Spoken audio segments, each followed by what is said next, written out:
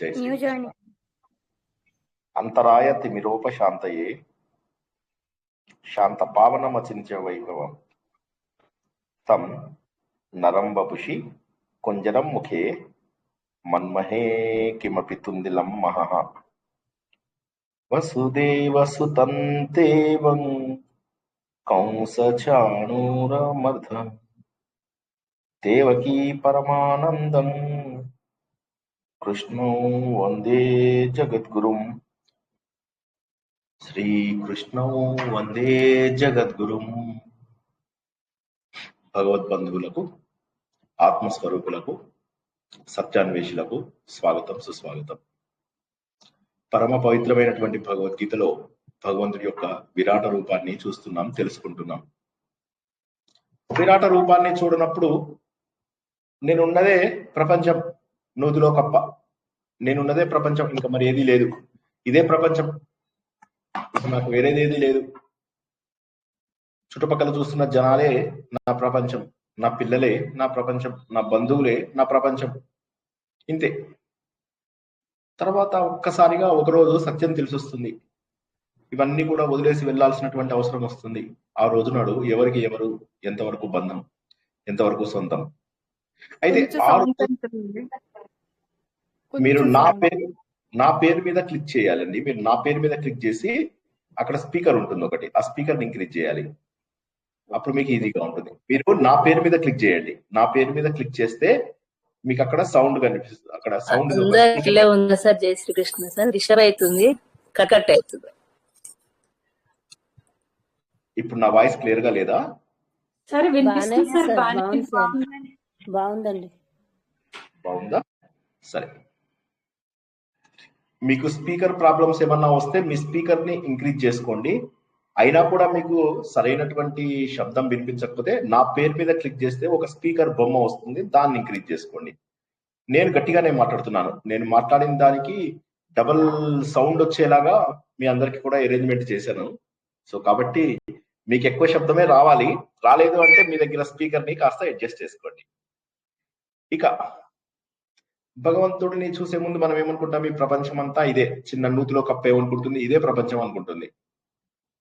ఇదే ప్రపంచం అనుకోవడం కాకుండా ఎవరైనా ఇది ప్రపంచం కాదు అంటే కొట్లాడతారు కూడా. భూమి గుండ్రగా ఉంది కనుక్కున్నారు శాస్త్రవేత్తలు, కనుక్కోగానే చర్చి వాళ్ళేమో భూమి గుండ్రగా ఉండదు, భూమి స్ట్రైట్ గా ఉంటుంది, బల్లపరపుగా ఉంటుంది అని చెప్పారు. ఈయన వచ్చేసి భూమి గుండ్రగా ఉంటుందని చెప్పాడు. చెప్పేసరికి ఏం చేశారు, ఆయనను చంపేశారు. సో ఈ విధంగా ఏమైతుందంటే మన మాట కాదు అంటే చంపేస్తారు కూడా. భూమి గుండ్రగా ఉంది అని చెప్పి పాపం ఆయన ఉన్న సత్యాన్ని తెలుసుకుంటే సత్యాన్ని చెప్పే వారిని ఎక్కువ రోజులు ఆనందంగా ఉండనియరు. అందుకే పాపాలు పెరిగిపోతూ శ్రీకృష్ణ పరమాత్ముడు చెప్తూ ఉన్నాడు, ఈ సత్యమంతా, ఈ జ్ఞానమంతా ఎప్పుడో పోయింది. 4వ అధ్యాయంలో చెబుతూ ఏమన్నాడు, అద్భుతమైనటువంటి జ్ఞానాన్ని నేను ఇక్ష్వాకుడికి అందించాను, అక్కడి నుంచి తరతరాలుగా వెళ్ళింది. కానీ తర్వాత కొంతమంది దుర్మార్గులైన రాజులు రావడము, ప్రజలలో ఇంట్రెస్ట్ లేకపోవడం, శ్రద్ధ లేకపోవడము, వీటన్నిటి వల్ల ఒక గొప్ప జ్ఞానాన్ని కోల్పోయాం. నేను ఎన్నో రూపాలలో విరాజితుడనై కనిపిస్తూ ఉన్నాను. వివిధం రాజతే ఇది విరాట్, ఎన్ని రూపాలలోనో కనిపిస్తే అది విరాట స్వరూపం, అదే విభూతి. అయితే నేనున్నదే ప్రపంచం అనుకుంటూ మనం ఏంటంటే భగవంతుడిని గుర్తించడం లేదు. ఉన్న దాంట్లో బాగుంది, ఏదో దేవుడు కనిపించినప్పుడు ఒక దండం పడేద్దాం, దండం పెట్టుకుందాం కదా, దండం పడేద్దాం, ఓకే, ₹1 వేద్దాం, ఓకే. ఇది చూడండి ఒకసారి మాటలు. అంటే ఎంత దుర్మార్గంగా మనం ఆలోచిస్తున్నాము అంటే భగవంతుడి గురించి, ఏదో మన డబ్బులకు ఆశపడుతున్నటువంటి వాళ్ళగా, మన ఫ్రెండ్స్ ఎవరైతే ఆశపడుతూ ఉంటారో, చుట్టాలు ఎవరైతే ఆశపడుతూ ఉంటారో ఆ స్థాయికి తీసుకెళ్లిపోయాం. అప్పుడు ఏమైపోతుందంటే సత్యానికి మనం దూరంగా ఉంటాం. ఎప్పుడైతే మనం సత్యానికి దూరంగా ఉంటామో అప్పుడు తప్పులు ఎక్కువ చేసే అవకాశం ఉంది. సత్యం తెలుసుకున్న వాడికి, సత్యం తెలుసుకోని వాడికి తేడా ఏంటి అంటే, సత్యం తెలుసుకున్న వాడు భగవంతుడికి దగ్గర అవుతూ ఉంటాడు, భగవంతుడికి దగ్గరగా వెళ్తూ ఉంటాడు. సత్యం తెలియని వాడు మాత్రమే అయోమయమైనటువంటి పరిస్థితి లోపల ఉంటూ ఉంటాడు. అదే చెప్తున్నాడు భగవంతుడు, చూడు నేను ఈ జ్ఞానాన్ని ఎంతో మందికి ఇచ్చాను, కానీ ఈ జ్ఞానం ఏమైందంటే తర్వాత తరానికి ఇది అందలేకపోయింది అని చెప్పాడు. చెప్పినా కూడా అర్జునుడికి అర్థం కాలేదు. ఇంకా కూడా శ్రీకృష్ణుడిని మనిషిలాగానే చూస్తున్నాడు.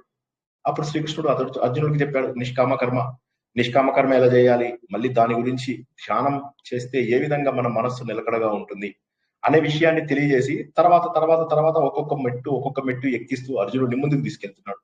7, 8, 9 అధ్యాయాలు వచ్చేసరికి అర్జునుడికి చెప్పాడు, ఇవన్నీ ఏవైతే నీవు అనుకుంటున్నావో ఇవన్నీ నీవి కాదు, ఇవన్నీ నావి, నువ్వన్నీ ఇక్కడ వదిలేసి వెళ్ళిపోవాల్సిందే, ఒంటి మీద ఉన్న చొక్కాతో సహా. ఇన్నాళ్ళు ఏ శరీరాన్ని అయితే చూసుకుని నువ్వు ఉవ్విళ్ళూడుతున్నావో, ఆనందపడుతున్నావో, ఎగిరి గంతేస్తున్నావో, గర్వపడుతున్నావో, ఆ శరీరాన్ని కూడా ఇక్కడే వదిలేసి వెళ్ళిపోతావు. 7, 8, 9 అధ్యాయాలు చెప్తున్నాను. నీ శరీరం అంటే ఏంటి? పంచభూతాలతో తయారైనటువంటిది. నువ్వు నేర్చుకుంటున్నదంతా కూడా అపరవిద్య. పరవిద్య గురించి అసలు ఎప్పుడూ ఆలోచించడం లేదు. నువ్వు పుట్టుక ఎలా పుడతావు, ఎలా మరణిస్తావు, ఈ విశేషాలన్నీ కూడా 7, 8, 9 అధ్యాయాలు చాలా అద్భుతంగా చెప్పి భగవంతుడు అర్జునుడిలో ఉన్న మోహం అంతా పోగొట్టాడు. పోగొట్టి నన్ను భగవంతుడుగా చూడు, నువ్వు నేను ఎన్ని చోట్ల కనిపిస్తున్నాను, చెట్ల రూపంలో, పుట్టల రూపంలో, పాముల రూపంలో, ఏనుగు రూపంలో, గుర్రం రూపంలో, మునుల రూపంలో, నీకు తెలిసినటువంటి గొప్ప గొప్ప అన్ని విషయాల రూపంలో కనిపిస్తున్నాను. నేను అన్ని చోట్ల ఉంటాను, కానీ నీకు గొప్పగా ఉన్నటువంటి ప్రకాశవంతమైనటువంటివి ఉదాహరణ ఎందుకు చెప్తున్నానంటే వాటిని గుర్తించడం తేలిక కాబట్టి. అందులో దేవుని చూడు అంటే దేవుని చూడలేవు, కానీ ఏదైతే ప్రకాశవంతంగా ఉందో, సూర్యుడిని చూస్తావు, ఓకే, అగ్నిని చూస్తావు, ఓకే, ఐరావతం, ఓకే, ఉచ్చైశ్రవం, ఓకే, అంటే మనం చూడలేదు, అర్జునుడు చూశాడు వాటిని, ఎందుకంటే స్వర్గానికి వెళ్ళాడు కదా, అర్జునుడు చూశాడు. మునులలో వ్యాసుడిని, కౌల లోపల కుశనాక అంటే ఈయన శుక్రాచార్యుడు, ఇలా రకరకాల పోలికలతో తనను చూపించాడు. అప్పుడు అర్జునుడికి మోహం తగ్గిపోయి అన్నాడు, నాకు మోహం తగ్గిపోయింది పరమాత్మ అన్నాడు. మోహం పూర్తిగా పోలేదు, కొద్దిగా తగ్గింది. మందేసుకుంటే ఏ విధంగానైతే రోగం తగ్గుతుందో అది. అప్పుడు భగవంతుడు అన్నాడు, నేను ఇలా నిన్ను వివిధ రూపాలలో చూడడం కాదు, నీ అసలు రూపాన్ని చూడాలనుకుంటున్నాను. ఇవన్నీ కూడా నీ విభూతులు, అంటే విశిష్టంగా నువ్వు కనిపిస్తున్నటువంటి రూపాలు, కానీ నాకు నిన్ను ప్రత్యక్షంగా చూడాలనుంది అంటే అంటాడు, తప్పకుండా నీకు అర్హత ఉంది. అర్జునుడు భయపడుతూనే అడుగుతాడు, నాకు అర్హత ఉందా అంటే, బాబు నీకు అర్హత ఉంది, నీకు అర్హత లేకపోతే ఎవరికి ఉంది, నువ్వు నాకు చాలా ఇష్టమైనటువంటి వాడివి ఓ నరుడా అన్నాడు. నరుడా అంటే నువ్వు నేను, మనందరం కూడా నరులం. సో భగవంతుడు ఏం చేస్తున్నాడంటే మనందరిపైన ఇష్టంతో తన రూపాన్ని ప్రకటించాడు. అది అర్జునుడి మీద ప్రేమతో కాదు, మనందరి మీద ప్రేమతో. కాకపోతే మనం అది ఎందుకు గుర్తించలేని స్టేజ్ లో ఉన్నాము అంటే, మనకు అది గుర్తించాలని ఇష్టం అనిపించడంలా. ఎందుకంటే సమాజంలో దొరుకుతున్నటువంటి సుఖాలు, ఇవన్నీ ఏంటంటే బంధాలు, టైం పాస్, మాటలు, ఇవన్నీ మనకు సరదాగా వెళ్ళిపోతున్నాయి. రోజులు ఏవో వెళ్ళిపోతున్నాయి, మధ్య మధ్యలో చిన్న చిన్న ఇబ్బందులు వచ్చినా వెళ్ళిపోతున్నాయి. కాబట్టి ఏంటంటే వీటిని పట్టించుకోము. కానీ ఒక్కసారి కూడా ఎంతో మంది నిర్భాగ్యులు, ఎంతో మంది బాధపడుతున్న వాళ్ళు, ఎందుకు ఈ జన్మ ఎత్తామా అన్నటువంటి వాళ్ళు, ఇలాంటి వాళ్ళు ఎంతో మంది ఉన్నారు. అదృష్టం కదా మనకు అలాంటి జన్మ రాకపోవడం. ఇలా కంప్యూటర్ ముందు కూర్చుని, ఇంటర్నెట్ ఉండి, ఇలా మనం భగవంతుని చూసుకోగలిగేటటువంటి స్టేజ్ లోపల ఉన్నాము అంటే మనం అదృష్టవంతం. అదృష్టం ఉండి కూడా మనము భగవంతుని పట్టించుకోవడం లేదంటే ఎలాగా? ఒక్కసారి ఆలోచించాలి మనం. కాబట్టి ఏంటంటే భగవంతుడు చెప్తున్నాడు, నువ్వు నన్ను గుర్తించు, నువ్వు నాకు చాలా ఇష్టమైనటువంటి వాడివి అర్జున. అంటే ఇక్కడ అర్జునుడి గురించి చెప్పడం లేదు, నరనారాయణుల మధ్య సంభాషణ, అంటే మనకు దేవుడికి మధ్య జరుగుతున్న సంభాషణ. అప్పుడు తనకి ప్రత్యేకమైనటువంటి కళ్ళు ఇచ్చి మాంస చక్షువులు కాకుండా దివ్య చక్షువులు ఇస్తాడు. ఇచ్చేసి, ఓ అర్జున ఇప్పుడు చూసుకో నన్ను, పాస్ట్, ప్రజెంట్, ఫ్యూచర్, ఎప్పుడు ఏ క్షణంలో ఎక్కడ ఉండాలనుకున్నాను, ఇటు ఉండాలి, అటు ఉండాలి, ఎక్కడ ఉండాలి, ఒకే సమయంలో కోట్లాది ప్రదేశాలలో ఉండగలవు. టైం అండ్ స్పేస్ నిన్ను లిమిట్ చేయలేవు ఎప్పటికీ కూడా, ఏ సమయంలో ఎక్కడైనా కూడా ఉండగలవు. ఫ్యూచర్ ఉండాలి, అదే సమయంలో నువ్వు పాస్ట్ లో ఉండాలి, భూతకాలంలో, భవిష్యత్ కాలంలో, వర్తమాన కాలంలో, ఇలా అన్ని సమయాలలో అన్ని చోట్ల కూడా ఉండి చూడగలవు నన్ను అని చూస్తున్నాడు. చూసేసరికి ఒక్కసారిగా అర్జునుడు ఆశ్చర్యపోయాడు. ఎక్కడ చూసినా కూడా భగవంతుడు రూపమే, ఇటు చూసినా కూడా భగవంతుడు రూపమే. రుద్రులు, ఆదిత్యులు, యక్షులు, దేవతలు, అశ్విని దేవతలు, అందరూ ఇంకా వీళ్ళందరూ కనిపిస్తూ ఉన్నారు. ఆశ్చర్యపోతున్నాడు. అందరి నోళ్ళు, కళ్ళు భయంకరంగా నోరు తెరిచి ఉంది. కళ్ళు, చేతులు, తొడలు, ముఖములు, ఇవన్నీ కనిపిస్తూ ఉన్నాయి. అన్ని చోట్ల కూడా ఆయనే ఆక్రమించి కనిపిస్తున్నాడు. ప్రపంచం అంతా కూడా ఆకాశాన్ని తగులుతున్నాడు. ఎక్కడ ఉందో తెలియదు, ఇంకా ఆకాశం ఇదేనా అన్నంత పైకి, ఇంకా పైకి, ఇంకా పైకి, ఇంకా పైకి, ఎన్నో రంగులలో, ఎన్నో రూపాలలో, విశాలమైనటువంటి, ఇక్కడ ఏంటంటే పెద్ద అగ్నిగుండాలు ఉన్నట్టుగా ఆ నేత్రాలు, ఇవన్నీ చూస్తూ అర్జునుడు మెల్లమెల్లగా భయాన్ని పోగొట్టుకుంటున్నాడు. ఎందుకంటే అందరూ కూడా కనిపిస్తూ భగవంతుడికి దండాలు పెడుతున్నారు. అందరూ కూడా కొంతమంది తెలిసిన వాళ్ళు, దేవతలు లాంటి వాళ్ళు ఏం చేస్తున్నారంటే భగవంతుని స్తుతిస్తున్నారు. రాక్షసులు లాంటి వాళ్ళు ఏమో పారిపోతున్నారు అక్కడి నుంచి. కొంతమంది ఏమో ఆనందంగా చూస్తున్నారు, కొంతమంది ఏమో ఆశ్చర్యంగా చూస్తున్నారు, కొంతమంది ఏమో భయంకరంగా భయపడిపోతూ చూస్తున్నారు. ఇవన్నీ అర్జునుడి భావనలు. అర్జునుడు ఎలా కావాలనుకున్నాడో అలా చూస్తాడు. ఎందుకంటే దేవుడు ఏమంటాడంటే, నువ్వు నన్ను ఎలా చూడాలనుకుంటే అలా చూడాలి. చూసరికి ఏమైంది, ఇంకా చాలా మంది ఇలా లోపలికి వెళ్ళిపోయి ఆశ్రయం పొందుతున్నారు. కొంతమంది భయంతో దూరం నుంచి, కొంతమంది ప్రశాంతంగా ఉన్న వాళ్ళు భగవంతుడిలో లీనమవుతున్నారు. కొంతమంది ఇంకా కొద్దిగా దూరం మెయింటైన్ చేస్తున్నారు. కొంతమంది ఇంకా భగవంతుడి తత్వం పూర్తిగా తెలియని వాళ్ళు ఇలా దూరం నుంచి కాస్త దండం పెట్టి కీర్తిస్తున్నారు.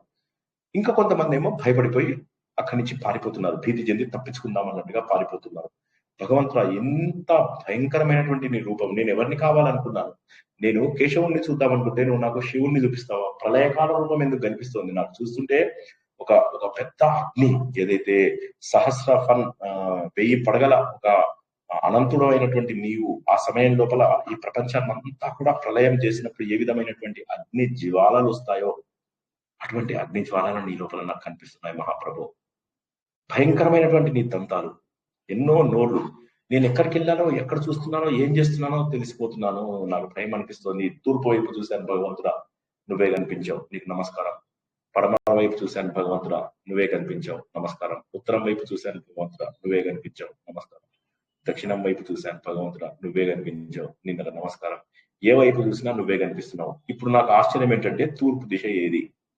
ఎందుకంటే సూర్యుడున్న దిశని తూర్పు అంటాం మనం, కానీ మరి అన్ని దిశలలోనూ భగవంతుడే కనిపిస్తున్నాడు. అన్ని చోట్ల కూడా కోట్లాది కోట్లాది సూర్య కాంతి కనిపిస్తుంది. అవి మామూలు కళ్ళతో మనం చూసేవి కాదవి.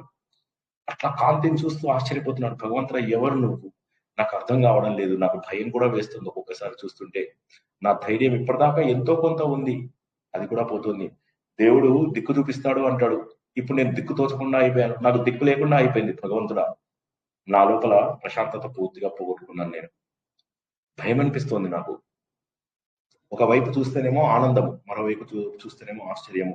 అదిగో చూస్తున్నాను, ధృతరాష్ట్రుడి యొక్క కుమారులు 100 మంది పరిగెత్తుకుంటూ ఏదో అర్జెంటు పనున్నట్టుగా నీ శరీరంలోకి, నీ నోట్లోకి ప్రవేశిస్తున్నారు. ద్రోణుడు, కర్ణుడు, జయద్రథుడు వీళ్ళందరూ కూడా అలా ప్రవేశిస్తున్నారు, ఏదో అర్జెంట్ గా ఉన్నట్టుగా. వెళ్ళిపోయి తల్ల కిందులుగా, ఎలా అంటే మనము దుర్గకంటి లోపల చూస్తూ ఉంటాం కదా, అందరినీ ఊరేసి చంపేస్తూ ఉంటారు. ఇలా పట్టుకుని వాళ్ళు ఏం చేయరు, ఎందుకంటే లాగుతారు, ఒక చెట్టుకేస్తారు, గుంజేస్తారు అంతే. సో ఆ విధంగా ఎక్కడ పడితే అక్కడ అందరూ కూడా ఈయన పళ్ళ కింద నలిగిపోతూ, ఘోరంగా తల్లకిందులుగా ఇలా వేలాడిపోతూ, రక్తం గారుతూ, నుగ్గు అయిపోతూ కనిపిస్తూ ఉన్నారు అనమాట. ఇంకా కూడా కొంతమంది పరిగెత్తుకుంటూ వస్తున్నారు, మళ్ళీ మా టర్న్ వస్తుందో రాదో అన్న టైప్ లోపల పరిగెత్తుకుంటూ లోపలికి వస్తున్నారు. అలా వస్తున్నటువంటి భయంకర రూపాన్ని చూస్తున్నాడు ఈయన. వాళ్ళందరూ లోపలికి రాగానే ఎలా అనిపిస్తుందంటే అర్జునుడికి నదులన్నీ సూపర్ ఫాస్ట్ గా అలా పరిగెడుతూ పరిగెడుతూ పరిగెడుతూ నదులు సముద్రంలోకి చేరుకుంటున్నట్టుగా కనిపిస్తుంది ఆయనకి. సముద్రంలోకి చేరిపోతున్నాయి అన్ని కూడా. ఏమిటి ఇదంతా కూడా, ఇంతమంది ఇలా నదులు ఏ విధంగానైతే వేగంగా వచ్చేసి సముద్రంలో కలిసిపోతున్నాయో అలాగే వీళ్ళందరూ కూడా ఈయన ప్రజ్వలిల్లేటటువంటి ఈయన నోటి లోపలికి అలా ప్రవేశిస్తూ కనిపిస్తూ ఉన్నారన్నమాట. ఏ విధంగానైతే మన ఇవి ఉన్నాయి కదా పర్వానే, క్షమా పర్వానే అంటాం చూడండి, ఆ మినుగురు పురుగులు ఏవైతే ఆ అగ్నిని చూసి, ఈ దీపపు పురుగుల అగ్నిని చూసి ఆ అగ్ని లోపల ఆకర్షితులై వాటి లోపల ప్రవేశించి దహనం అయిపోతాయి. ఆ విధంగా వీళ్ళందరూ కూడా నీ వైపు ఆకర్షితులు అవుతున్నారు, దగ్గరికి వెళ్ళిపోయి నీ దగ్గరికి వెళ్ళిపోయి నీ లోపల కలిసిపోయి నాశనం అయిపోతున్నారు. నువ్వు చూసినట్లయితే అన్ని దిక్కులను నీ తేజస్సు, నీ కిరణాలతోటి అలా వ్యాపించి ఉంచుతున్నావు భగవంతుడా. భయంకరమైనటువంటి రూప, నన్ను కృప చూపించు. నా లోపల ప్రశాంతత పూర్తిగా పోయింది. నువ్వెవరో ఏమిటో తెలియనటువంటి పరిస్థితి నాది, నువ్వెవరో తెలియదు. నువ్వు ఇన్నాళ్ళు నేను నా కృష్ణుడు, నా మిత్రుడు అని చెప్పేసి అనుకున్నాను, కానీ ఇప్పుడు ఎవరో నాకు తెలియదు. ఇది చాలా కష్టంగా ఉంది. ఇటు చూస్తేనేమో దేవతలు, ఇటు చూస్తేనేమో రాక్షసులు, యక్షులు, గంధర్వులు వీళ్ళందరూ ఆశ్చర్యంగా చూస్తున్నారు. వాళ్ళకే ఆశ్చర్యం కలిగించిందంటే నేను ఒక నరుణ్ణి, నాకెంత ఆశ్చర్యం కలిగి ఉండాలి. నువ్వు ఇలా నోరు తెరిచి ఆ నలిగిపోయి నీ కూరల కింద నలిగిపోయిన వాళ్ళందరినీ ఇలా నాలుకతోటి ఇలా రుద్దుకుంటూ వాళ్ళందరినీ చప్పరిచ్చేస్తున్నావు, లిటరల్లీ పిప్పర్మెంట్ చప్పరించినట్టుగా చప్పరిస్తున్నావు. ఎంత భయంకరమైనటువంటి కూరల కాలాగ్ని, ఈ కాలాగ్ని లోపల వీళ్ళందరినీ దహింపజేస్తున్నావు భగవంతుడా. నాకు దిక్కు లేకుండా చేస్తున్నావు భగవంతుడా. నా లోపల ఉన్నటువంటి ప్రశాంతత పూర్తిగా పోయింది భగవంతుడా. నాకు చాలా భయంగా ఉంది ఓ భగవంతుడా. ఈ అర్జునుడు ఏం చేస్తున్నాడంటే ఇక్కడ తను ఏం చూడాలనుకున్నాడు, భగవంతుడు ఏం చూడాలంటే అవి చూడు అన్నాడు. అర్జునుడు ఏం చేస్తున్నాడంటే ఫ్యూచర్ చూడాలనుకున్నాడు, ఎవరు గెలుస్తారు యుద్ధంలో అని. అప్పుడు తెలుస్తుంది, యుద్ధంలో అందరూ చనిపోతూ కనిపిస్తున్నాడు. సో ఏ విధంగానైతే మిడతలన్నీ వెళ్ళిపోతున్నాయి అగ్నిలోకి, ఏ విధంగా అయితే నీళ్ళన్నీ, నదులన్నీ కూడా సముద్రంలో కలిసిపోతున్నాయి, ఇవన్నీ కూడా చూస్తున్నారు అనమాట. ఆయన ఇలా నాకుతూ చప్పరిస్తూ ఇవన్నీ చూస్తుంటే ఇంకా భయం వేస్తున్నాడు. భగవంతుడా, నువ్వు ధర్మం తప్ప మరేది కూడా నిన్ను గుర్తించదు, ధర్మం మాత్రమే నీ స్వరూపము. ఆ ధర్మబద్ధమైన స్వరూపం చూద్దామనుకుంటే నువ్వు నాకు ఈ స్వరూపాన్ని చూపించావేంటి మహానుభావ? ఈ భయంకరమైన రూపం ఎందుకు? ముల్లోకాలు కూడా నీ రూపాన్ని చూసి భయపడుతున్నాయి. నువ్వు ఆపుకో, ఇంకా నీ భయం కలిగించేటటువంటి ఈ రూపాన్ని ఆపుకో. ఎంతమందిని నువ్వు ఈ విధంగా ఆహుతులను చేసుకుంటావు నీ లోపల? అంటే ఇప్పుడు చూసినట్లయితే ఏంటంటే ఇన్నాళ్ళు అర్జునుడు చూసినటువంటి విషయాలు వేరు, ఇప్పుడు అర్జునుడు చూసినటువంటి విషయాలు వేరు. తన పక్కనే ఉన్నాడు కృష్ణుడు, ఇన్నాళ్ళు పెద్దగా పట్టించుకోలేదు. కానీ ఇప్పుడు చూస్తుంటే అసలు స్వరూపం అంటే అందుకే ఆ వైడ్ నాలెడ్జ్ మనకి ఎప్పుడు కావాలి. మనకు వైడ్ నాలెడ్జ్ ఎందుకు కావాలి అంటారంటే ఆ వైడ్ నాలెడ్జ్ ఉంటేనే మనము ఆలోచించడానికి వీలవుతుంది. ఏదో మనకు తెలిసిందే ఎక్కువ అని చెప్పేసి అనుకుంటే ఇప్పుడు చాలా మందిని మనం చూసినట్లయితే చాలా మంది మాకు తెలిసిందే ఎక్కువ అనుకుంటారు. ఎప్పుడైతే మాకు తెలిసిందే ఎక్కువ అనుకుంటారో అప్పుడు ఏమవుతుందంటే మనం భగవంతుణ్ణి గుర్తించేటటువంటి అవకాశం ఉండదు. ఎప్పుడైతే మనం భగవంతుణ్ణి గుర్తించలేమో అప్పుడు ఏమవుతుందంటే మనం ముందుకెళ్ళడానికి అవకాశం లేదు. ఉన్న జీవితాన్ని అలా గడుపుకుంటూ వెళ్ళిపోతూ ఉంటాం.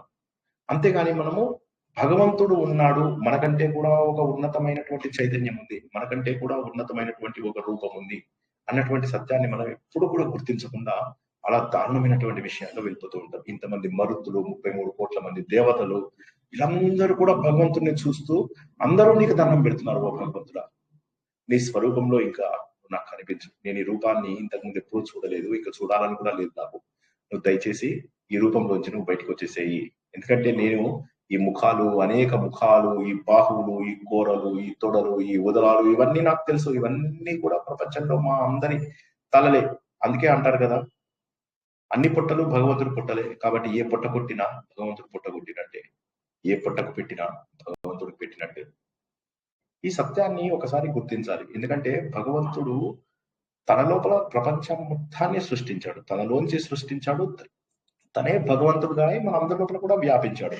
అటువంటి భగవంతుడిని మనం గుర్తించకుండా మనము మన స్వలాభం కోసము నేనే ఇంకా ఎన్నో జన్మలు బతుకుతాను అన్నట్టుగా ఏదో జన్మలు బతికేస్తాను, ఎన్నో కోట్ల జన్మలు బతికేస్తాను. ఆలోచించాలి. ఇక్కడ ఆలోచించాల్సిన విషయం ఏంటంటే మనము అశాశ్వతం. ఈ దేహం అనేది ఏదైతే ఉంది ఇది అశాశ్వతం. కానీ ఇందులోపల ధర్మబద్ధమైనటువంటి సత్యవంతమైనటువంటి సచ్చిదానంద స్వరూపం ఒకటి శాశ్వతంగా ఉంది. ఆ శాశ్వతమైనటువంటి పరమాత్మ కొరకై మనం అన్వేషణ చేయాలి. కానీ మనం ఏం చేస్తున్నామంటే భగవంతుని ఏదో టేక్ ఇట్ ఫర్ గ్రాంటెడ్. గుడికి వెళ్తాం, దండం పెట్టుకుంటాం, భగవంతుడు నాకు తప్పైంది క్షమించు, బస్ అయిపోయింది. భగవంతుడు నాకు తప్పైంది, ఇది ఏ రకంగా కరెక్ట్? సో అందుకోసమే భగవంతుడు ఈ రూపాన్ని చూపించడానికి కారణం ఏంటంటే ఈయన ఎన్నోసార్లు అంటాడు లోపల జగన్నివాస జగన్నివాస జగన్నివాస జగన్నివాస. ఈ ఒక్క అధ్యాయంలోనే ఎన్నిసార్లు అంటాడు. ఇప్పుడైనా మనం గుర్తించాల్సింది ఏంటంటే ఈ జగత్తు మొత్తంలో కూడా ఉన్నటువంటిది ఒకటే పరమాత్మ. ఆ ఒక్క పరమాత్మ గురించే మన సాధన ఉండాలి. ఈ జగత్తు మొత్తంలో నివసించేటటువంటిది ఒకే ప్రాణం, ఒకే ఆత్మ. దాన్ని మనం గుర్తించాలి. ఓ జగన్నివాస, ఓ జగన్నివాస ఎన్నిసార్లు అంటాడు. నువ్వు ఇప్పుడు నేను విష్ణుమూర్తి కావాలంటున్నాను. కేశవ రూపంలో ప్రశాంతంగా 4 చేతుల్లో ఉన్నటువంటి వ్యక్తి, 4 చేతులు ఉండి చక్కగా శంఖ చక్ర గదా పద్మాలతోటి ఇలా ఆశీర్వదిస్తూ ఉన్నటువంటి దేవుడు కావాలంటే నాకు శివుడు వచ్చేవేంటి, ఎవరివి నువ్వు అప్పుడు చెప్తాడు.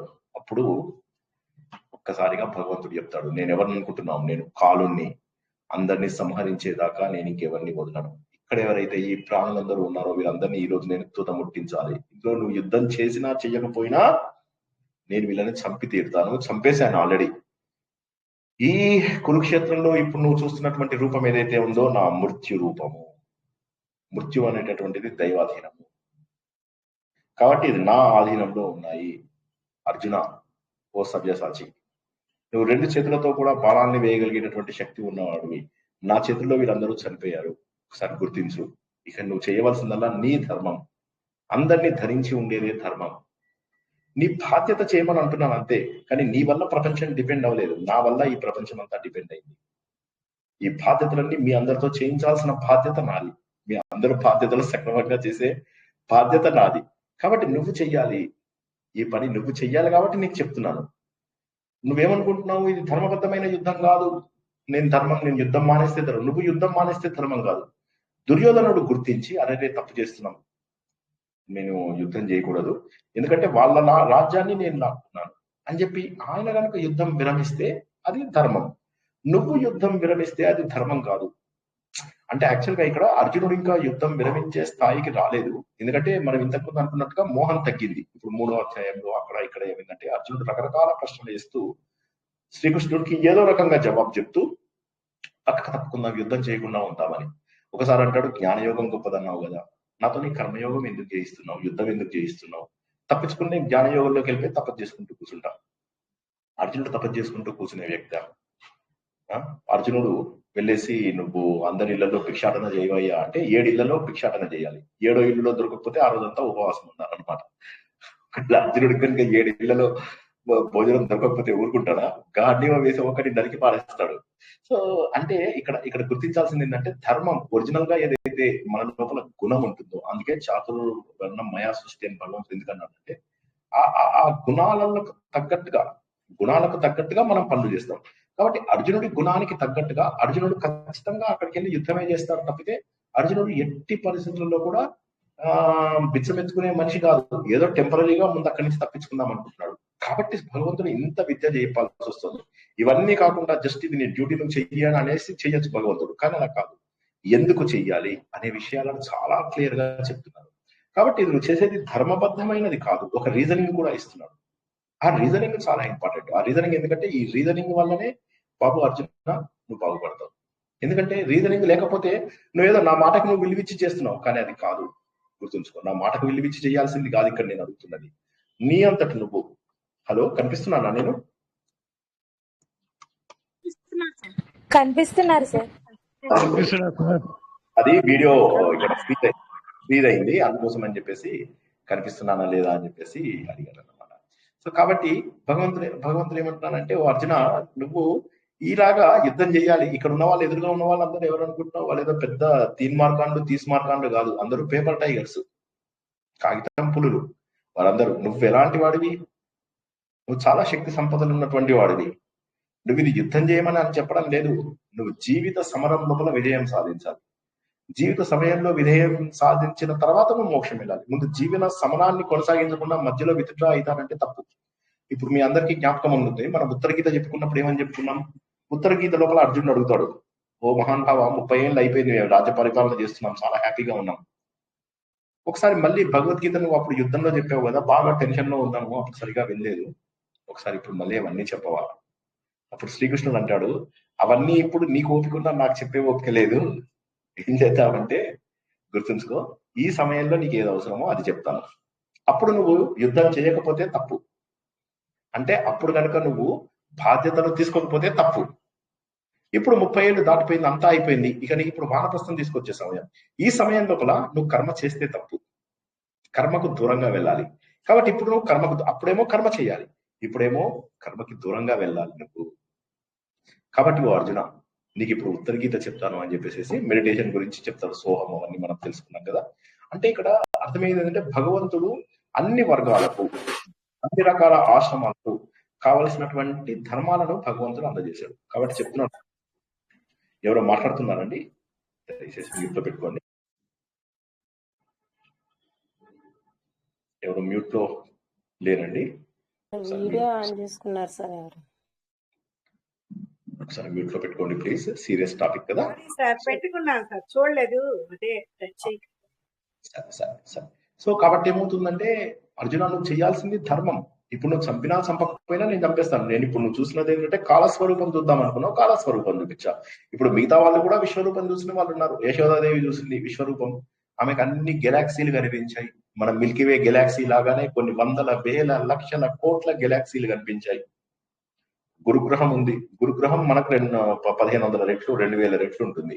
సో మన గ్రహమే పెద్దది అనుకుంటాం, ఇంతకంటే పెద్దవి ఎన్నో ఉన్నాయి. అలాంటివి కలిపినటువంటిది ఒక సౌర వ్యవస్థ. అలాంటి వందల వేల లక్షల కోట్ల సౌర వ్యవస్థలను ఎవరు వీటన్నింటినీ మేనేజ్ చేస్తున్నారు? సో అది గుర్తించినప్పుడు ఏమైంటుందంటే, ఇప్పటిదాకా నేనేదో మార్గాన్ని నేను చెయ్యందే నడవదు, నాకు అన్ని తెలుసు అనుకున్నటువంటి జనాలు ఒకసారి ఒబీడియంట్ అవుతారు. ఎందుకు ఒబీడియంట్ కావాలి అంటే, భగవంతుడిని గుర్తించాలి, సత్యాన్ని గుర్తించాలి అంటే అహంకారం అడ్డం వస్తుంది. అహంకారాన్ని పక్కకు తీసేస్తే చాలు. కొంతమంది ఉంటారు, వాళ్ళు ఎంత అహంకారంలో ఉంటారంటే, వాళ్ళు వచ్చినప్పుడు మీరు లేవకపోయినా కూడా వాళ్ళకి కోపం వస్తుంది. ఒక ప్రవచనకర్త తన ప్రవచనంలో చెప్పాడు, గురువు గారు వస్తే లేవడం అనేటటువంటిది అందరి యొక్క ఇది, లేకపోతే మీరు ఇదైపోతారు అదైపోతారు అని చెప్పి 4 శాపాలు కూడా పెట్టారు. అంటే ఏంటంటే అహంకారం, అన్ని తెలిసినటువంటి అహంకారం లోపల ఏం మాట్లాడుతున్నామో తెలియనటువంటి ఒక ఇది, అంటే మన మీద మనకు కంట్రోల్ ఉండదు. అది ఇక్కడ ఏమవుతుందంటే, అర్జునుడికి భగవంతుడు చెప్తున్నాడు, నీలో ఉన్నవన్నీ ఇన్ని రోజుల పాటు నేనేమైతే సాధించాను అనుకుంటున్నావో అవన్నీ నేను ఇచ్చినవి, కాబట్టి యుద్ధం కూడా నేను చేయమంటున్నాను, చెయ్యి. అది కాక నేను చెప్పేది ధర్మబద్ధం. ఎక్కడ ధర్మం ఉంటుందో అక్కడే దేవుడు ఉంటాడు. దేవుడు ఎక్కడ ఉంటాడో అక్కడే విజయం వస్తుంది అని చెప్పేసి అంటాడు. అనగానే మరి ఇంకా సంజయుడు ఆలోచిస్తున్నాడు. ఇవన్నీ కథలు చెప్తూ సంజయుడు ధృతరాష్ట్రుడు ఇప్పటికైనా మారతాడా, ఇదంతా కూడా చెప్తున్నది ఎవరు? సంజయుడు ధృతరాష్ట్రుడికి చెప్తున్నాడు కదా. చూస్తున్నాడు ధృతరాష్ట్రుడు ఏమన్నా మారతాడా అని. ఏమీ మారడు. ఎందుకంటే ఇక్కడ ఇక్కడ వచ్చే ఒక ఇబ్బంది ఏంటంటే జనాలు మారాలి అని అనుకోరు. జనాలు ఎప్పుడైతే నేను మారాలి అనుకోరు అప్పుడు ఇవి ఎప్పుడు కూడా సాధ్యం కావు, మారలేరు, వాళ్ళు ఎప్పుడూ మారలేరు. అప్పుడు అర్జునుడు ఆయనకు దండం పెడతాడు. జగత్తంతా భగవంతుడా నిన్ను చూసి పరవశిస్తుంది. సిద్ధ పురుషులందరూ కూడా మురిసిపోతున్నారు నిన్ను చూసి. ఇందాక అనుకున్నట్టుగా రాక్షసులు మాత్రం నిన్ను చూసి పారిపోతున్నారు. భగవాన్ ఆదిదేవా, నువ్వు పురాణ పురుషుడివి, నీ గురించి నాకు తెలియకపోవడం కాదు, నువ్వు ఎప్పటికీ కూడా తరగనటువంటి ధనానివి, నువ్వు క్యాపిటల్వి. ఈ క్యాపిటల్ ఉంటేనే మాకు దానిపైన మేము ఇంట్రెస్ట్, మేము బిజినెస్ చేసుకోవడానికి దానికి దీనికి ఉపయోగపడుతుంది. నీ గురించి గొప్పవాడు కానివాడు లేదు. అన్ని దిక్కులలో ఉన్నావు, అనేక విధాలుగా కనిపిస్తున్నావు, అన్ని ఆయుధాలతోటి కనిపిస్తున్నావు, అన్ని అలంకారాలతోటి కనిపించినటువంటి ఓ మహాన్ బాబా, నీ గురించి నాకు తెలియకపోవడం లేదు. నీ గురించి నాకు చాలా బాగా తెలుసు ఓ భగవంతుడా. నువ్వు మామూలు వ్యక్తివి కాదు, నువ్వు అందరికీ కూడా తండ్రివి, తండ్రులకే తండ్రివి, జగత్పితవి. నిన్ను నేను గుర్తించాను ఓ తండ్రి. అన్ని పంచభూతాలలో ఉన్నటువంటి శక్తి మొత్తం కూడా నీవేమో భగవంతుడా, నన్ను క్షమించు. నేను తప్పు చేశాను, నేను అపరాధం చేశాను. ఏం అపరాధం చేశానో తెలుసా? మనము ఇద్దరం భోజనం చేస్తున్నాం. భోజనం చేస్తున్నప్పుడు నీకంటే 2 ముద్దలు ఎక్కువ తిన్నాను, నీకంటే ముందు తినేసేసి లేచేసి చేయి కడుక్కున్నాను. మన ఇద్దరం నడుస్తున్నాం. నీకంటే ఒక 2 అడుగులు ముందు నడుస్తూ వెళ్ళిపోయా. ఓ భగవంతుడా, నీతో సమానంగా భోజనం పెట్టుకున్నాను. అది కాక జనాలందరి ముందు నిన్ను అరే ఓ గొల్లోడా, యాదవుడా, ఇటువంటి మాటలన్నీ కూడా ఆడుతూ నేను పరాజకం చేశాను. ఎన్నో తప్పులు చేశాను, నన్ను క్షమించు. ఈ క్షమాపణ భావన అనేటటువంటిది ఎంతమందిలో వస్తుంది? చేసిన పెద్ద పెద్ద తప్పులకే క్షమాపణను కోరుకో. అవతల వాడిది తప్పు, అవతల వాడిది తప్పు, అవతల వాడిది తప్పు అని ఆలోచిస్తూ ఉంటాం. కానీ చెయ్యని తప్పుకి అర్జునుడు క్షమాపణ కోరుకుంటున్నాను. తెలిసి తెలియక చేసినటువంటి తప్పులకి అర్జునుడు క్షమాపణ. నువ్వు మామూలు వ్యక్తివి కాదు, నువ్వు గురువువి, నువ్వు తండ్రివి, నువ్వు పూజ్యుడివి. నీకు నాకు అసలు సాటి లేనే లేదు. నువ్వు సముద్రానివి, నేను ఒక చిన్న అలని. నా తప్పులను క్షమించు భగవంతుడా.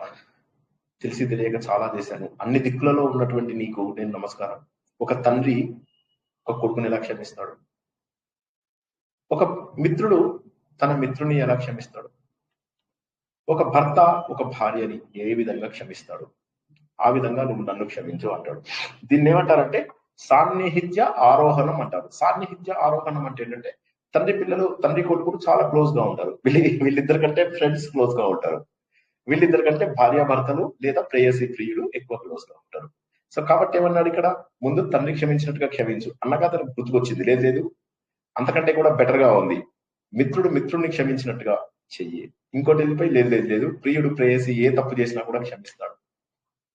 కాబట్టి మన ఇద్దరము ఆ లెవెల్ సాన్నిహిత్యం ఏర్పరచుకున్నాం. పరమ పురుష నన్ను క్షమించు. వీళ్ళు ముగ్గురు ఒకరినొకరు క్షమించినట్టుగా. దేవదేవ, జగన్నివాస, ఎన్నిసార్లు అంటాడు జగన్నివాస జగన్నివాస. 25వ శ్లోకంలో, 37వ శ్లోకంలో, 45వ శ్లోకంలో, 43లో ప్రతి చోట కూడా ఎన్నిసార్లు జగన్నివాస. అంటే మన అందరి హృదయాలలో ఉన్నటువంటి పరమాత్మ ఒక్కడే. మనం అందరము పరమాత్మ స్వరూపులము. నా అదృష్టం కొద్దీ మాత్రమే నేను నీ విశ్వరూపాన్ని చూడగలిగాను, ఇంకా మరి ఏది లేదు. ఇంకా దయచేసి నువ్వు నీ సౌమ్య రూపంలోకి మారిపో. నేను ఈ రూపాన్ని చూడలేకుండా ఉన్నాను. నా మీద కరుణతో నువ్వు ఈ మాంస చక్షువులను తీసేసి దివ్య చక్షువులను నాకు ఇచ్చావు. నీ రూపాన్ని నేను గుర్తించాను, నీ శక్తిని నేను గుర్తించాను. భగవంతుడా, సౌమ్య రూపంతో ఎప్పుడు ఉండేటటువంటి పూర్వ రూపంతో ముందు నాకు కనిపించు. కిరీటము, గద, వీటన్నిటితోటి ఏవైతే 4 చేతులతో అప్పుడప్పుడు కనిపిస్తావు కదా, కనీసం అక్కడికి మారిపో. 2 చేతుల కృష్ణుడు కాకపోయినా కనీసం 4 చేతుల కృష్ణుడుగా ఆయన కనిపించు. ఎందుకంటే 4 చేతుల కృష్ణుడు కూడా బానే ఉన్నాడు. 2 చేతుల కృష్ణుడు ఇంకా చాలా నాకు క్లోజ్. కానీ ఇప్పుడు నాతో క్లోజ్ గా ఉన్న రూపం కాదు, కొద్దిగా బెటర్ రూపం, 4 చేతులతో ఉన్న రూపంలోకి రా. ఈ విరాట రూపం ఏదైతే ఉందో, వివిధ రూపాలలో విరాజుతున్నటువంటి నిన్ను నేను ఇంకా చూడలేకపోతున్నాను. అప్పుడు భగవంతుడు అంటాడు, ఈ రూపాన్ని నువ్వు చూసినటువంటి ఈ రూపాన్ని నేను ఇంకెవరికి చూపించలేదు అన్నాడు. అంటే అంతకుముందు దేవకి కొన్ని బ్రహ్మాండాలు అవి ఇవి చూపించాడు. తన ఒకే ఒక్క రూపాన్ని ధృతరాష్ట్రుడికి ప్రత్యేకమైనటువంటి కళ్ళిచ్చి చూపించాడు. కానీ అర్జునుడికి చూపించింది ఏంటంటే ఫుల్ ఫ్రీడమ్, నువ్వు ఏది కావాలంటే అది. అంతకుముందు అక్రూరుడికి ఒకసారి అనుమానం వస్తుంది, నేను ఈయనని దేవుడు దేవుడు అనుకుంటున్నాను, కానీ దేవుడికి రూపం లేదు కదా. దేవుడికి రూపం లేనప్పుడు శ్రీకృష్ణుడిని చూస్తే నాకు దేవుడిలాగా ఎందుకు అనిపిస్తుంది? దేవుడు అనేవాడికి రూపం లేనటువంటి వాడు దేవుడు. అందుకే అక్రూరుడు ఏం చేస్తాడు, శ్రీకృష్ణుడిని తీసుకురావడం కోసం అని చెప్పేసి మధురానగర్కి తీసుకురావడం కోసం అని చెప్పేసి నందుడి ఇంటికి వాళ్ళ ఇంటికి వెళ్తాడు. వెళ్తే వాళ్ళందరితో చెప్తాడు, దేవుడు అంటే నిరాకారుడు కదా, అన్ని చోట్ల రూపం లేనటువంటి వ్యక్తి. అలాంటిది మీరు ఈయనని ఎలా అనుకుంటారు? దేవుడు అంటే అన్ని చోట్ల ఉన్నాడంటే వాళ్ళు అంటారు, తల్లిదండ్రులు అంటారు, కరెక్టే, మాకు అన్ని చోట్ల శ్రీకృష్ణుడే కనిపిస్తున్నాడు, ఎక్కడ చూసినా కూడా శ్రీకృష్ణుడే. మేము పాలు పిండుదామని ఆవు దగ్గరికి వెళ్తే శ్రీకృష్ణుడే కనిపిస్తాడు, పాలు పిండిన తర్వాత వస్తే ఆవిడే పెరుగులు చూస్తే శ్రీకృష్ణుడే కనిపిస్తున్నాడు, ఎక్కడ చూసినా కూడా శ్రీకృష్ణుడే కనిపిస్తున్నాడు అని చెప్పేసి. ఇంతలోకి నల్లవాడెవడో వచ్చాడు అంటే శ్రీకృష్ణుడే అనుకుని గోపికలందరూ వస్తారు. చూసేసరికి అక్రూరుడు, అరే ఈ నల్లోడు కాదు, మాకు కావాల్సిన నల్లోడు ఇంకోడు అని చెప్పి వాళ్ళందరూ కూడా చెప్తారు. చెప్తే వాళ్ళందరికీ కూడా ఇతను గుణపాఠం చేస్తాడు. దేవుడు అనేవాడు రూపం కాదు, మీ అందరి హృదయాలలో ఉన్నటువంటి వాడు, అన్ని చోట్ల కూడా వ్యాపించి ఉన్నటువంటి వాడు. ఆయన ఒక రూపంలో ఎలా పెడతాం? దేవుడు చెట్టు రూపంలో ఉన్నాడు, పుట్ట రూపంలో ఉన్నాడు. ఇప్పుడు దేవుడు ఏ రూపంలో ఉన్నాడు అంటే ఏమని చెప్తావు? చెట్టు అని చెప్తే అది కరెక్టే, పుట్ట అని చెప్తే అది కరెక్టే, కానీ దేవుడికి రూపం లేదు. ఇప్పుడు నీళ్లున్నాయి, నీళ్ళని గ్లాసులో పోస్తే గ్లాసుడు నీళ్లు, చెంబులో పోస్తే చెంబుడు నీళ్లు, నదిలో పోస్తే నది నీళ్లు, సముద్రంలో పోస్తే సముద్రం నీళ్లు, ఇలా బాటిల్లో పోస్తే బాటిల్ నీళ్లు, ప్లాస్టిక్ బాటిల్ నీళ్లు అంటారు వీటిని. కాబట్టి భగవంతుడు అన్ని చోట్ల వ్యాపించి ఉన్నటువంటి వాడు కదా అక్రూరుడు అంటాడు. కానీ వాళ్ళు ఏమంటారు, కరెక్టే, కానీ నువ్వు చెప్పిన చూస్తే మాకు అన్ని చోట్ల యమునా నదిలోనూ శ్రీకృష్ణుడే కనిపిస్తున్నాడు, ఈ అరణ్యంలోనూ కూడా శ్రీకృష్ణుడే కనిపిస్తున్నాడు, ఏ శబ్దం వినిపించినా మాకు శ్రీకృష్ణుడే కనిపిస్తున్నాడు, గాలికి మా శరీరం ఆనందంగా వెళ్ళిపోతే అది శ్రీకృష్ణుడి స్పర్శ అని మేము అనుకుంటున్నాము, వెన్నెల కనిపిస్తే అది శ్రీకృష్ణుడే అనుకుంటున్నాము, నువ్వు అన్నది నిజమే, మాకు శ్రీకృష్ణుడు రూపంలో కనిపిస్తున్నాడు అని. అక్రూరుడికి చాలా కన్ఫ్యూజ్ అయిపోతాడు, దేవుడికి రూపం ఏంటి, ఎంత చెప్పినా వీళ్ళకి అర్థం కాదు ఏంటి అని శ్రీకృష్ణుని వెనక్కి తీసుకెళ్తుంటారు. వాళ్ళందరూ బాధపడతారు. అయిపోయింది, శ్రీకృష్ణ భగవానుడు మధురానగర్కి వెళ్తున్నాడు. మధురానగర్ లోపల చాలా సూపర్ ఫాస్ట్ గర్ల్స్ ఉంటారు, మనందరినీ ఆయన మర్చిపోతాడు. అక్కడికి వెళ్ళిన తర్వాత ఎంతైనా పట్టణంలో ఉన్న అమ్మాయిలు, వాళ్ళందరి వేగం వేరు, మన వేగం వేరు, సో భగవంతుడు మనల్ని మర్చిపోతాడు అని చెప్పేసి వీళ్ళందరూ కూడా బాధపడుతూ అప్పుడు ఈయన చెప్పిన అక్రూరుడు చెప్పిన మాటలు తలుచుకుంటూ వాళ్ళు ఇళ్ళకెళ్తారు.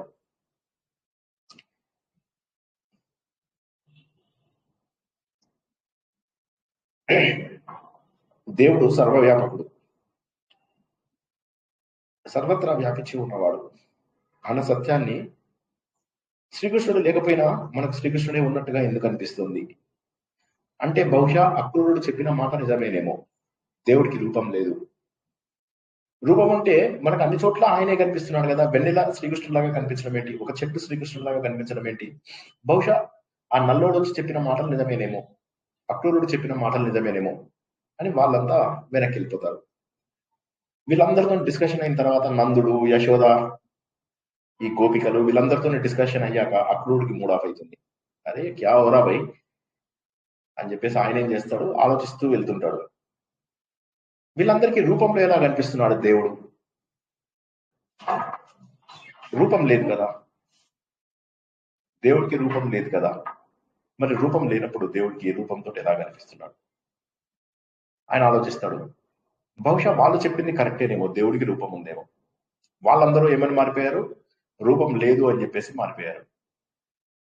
ఈయనేమో రూపం ఉండాలి దేవుడికి, దేవుడిని రూపంతో పూజించవచ్చు, అందుకోసమే వాళ్ళందరికీ కూడా అంత బాగా కనిపిస్తున్నాడు. నాలో ఏదైతే భగవంతుడి పైన నమ్మకం ఉందో అదే భక్తి నేను గోపికల దగ్గర చూశాను. నాకు వారికి ఏ రకమైన తేడా కనిపించడం లేదు. వారు భక్తులు, నేను జ్ఞానిని అనుకున్నా కూడా వారి భక్తి నా జ్ఞానాన్ని డామినేట్ చేస్తోంది. అయితే దేవుడికి రూపం ఉందా అని ఆలోచిస్తూ మధ్య లోపల ఆయన శ్రీకృష్ణ పరమాత్మ, తర్వాత వాళ్ళ అన్నగారు బలరాముడు అర్ఘ్యం ఇచ్చుకునే సమయం అవుతుంది. అర్ఘ్యం ఇచ్చే సమయం లోపల ఆలోచిస్తూ, భగవంతుడా నా సందేహానికి జవాబు నువ్వే ఇవ్వాలి. అప్పుడు అక్రూరుడికి విశ్వరూపం కనిపిస్తుంది. అద్భుతమైనటువంటి ఆ భగవంతుడు, ప్రపంచమంతా కూడా వ్యాపించి ఉన్నటువంటి పరమాత్మ చూస్తూ ఆశ్చర్యపోతాడు. ప్రపంచమంతా వ్యాపించి ఉన్నాడు ఆ భగవంతుడు. అలా విరాట రూపం చూస్తూ ఉన్నాడు అక్రూరుడు. ఎక్కడ చూసినా భగవంతుడే, ఏ దిక్కులో చూసినా భగవంతుడే, అన్ని దిక్కులా వ్యాపించి ఉన్నాడు. తనే నదయ్యాడు, తనే నీళ్ళయ్యాడు, తనే చెట్లయ్యాడు. ఆయన శరీరం పైన వెంట్రుకలు చెట్లుగాను, ఆయన రక్తము నదులుగాను, ఆయన జఠరాగ్ని సముద్రంగాను, ఆయన కళ్ళు సూర్యచంద్రులుగాను, ఆయన నోరు వరుణుడు అగ్నిగాను, ఆయన ముక్కు భాగము అశ్విని దేవతలు, ఆయన బాహువులు ఇంద్రుడు, ఆయన శరీర భాగము యముడు, ప్రజాపతి వీళ్ళందరూ కనిపిస్తున్నారు. ఒక్కసారిగా అర్జునుడు, అక్రూరుడు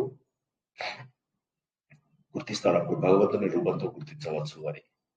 సో ఇప్పుడు శ్రీకృష్ణుడు చెప్తున్నాడు ఈ శ్లోకంలో, ఓ అర్జున, నువ్వు అన్నది కరెక్టే.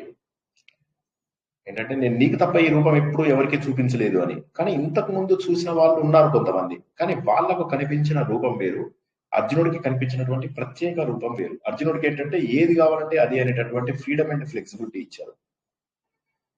యజ్ఞము, తపస్సు, దానము ఏదైతే మనం వైటీడీ అని తెలుసుకుంటామో భగవద్గీత మొత్తంలో, ఈ యజ్ఞము, తపస్సు, దానము ఇవన్నీ చేసిన వాళ్ళందరికంటే కూడా ఈ రూపము ఎవరికి కనిపించదు. అంత చేసి ఎన్నో సంవత్సరాల పాటు సాధన చేసిన వాళ్ళు ఉంటారు, వారికి కూడా ఈ రూపం కనిపించదు అర్జున.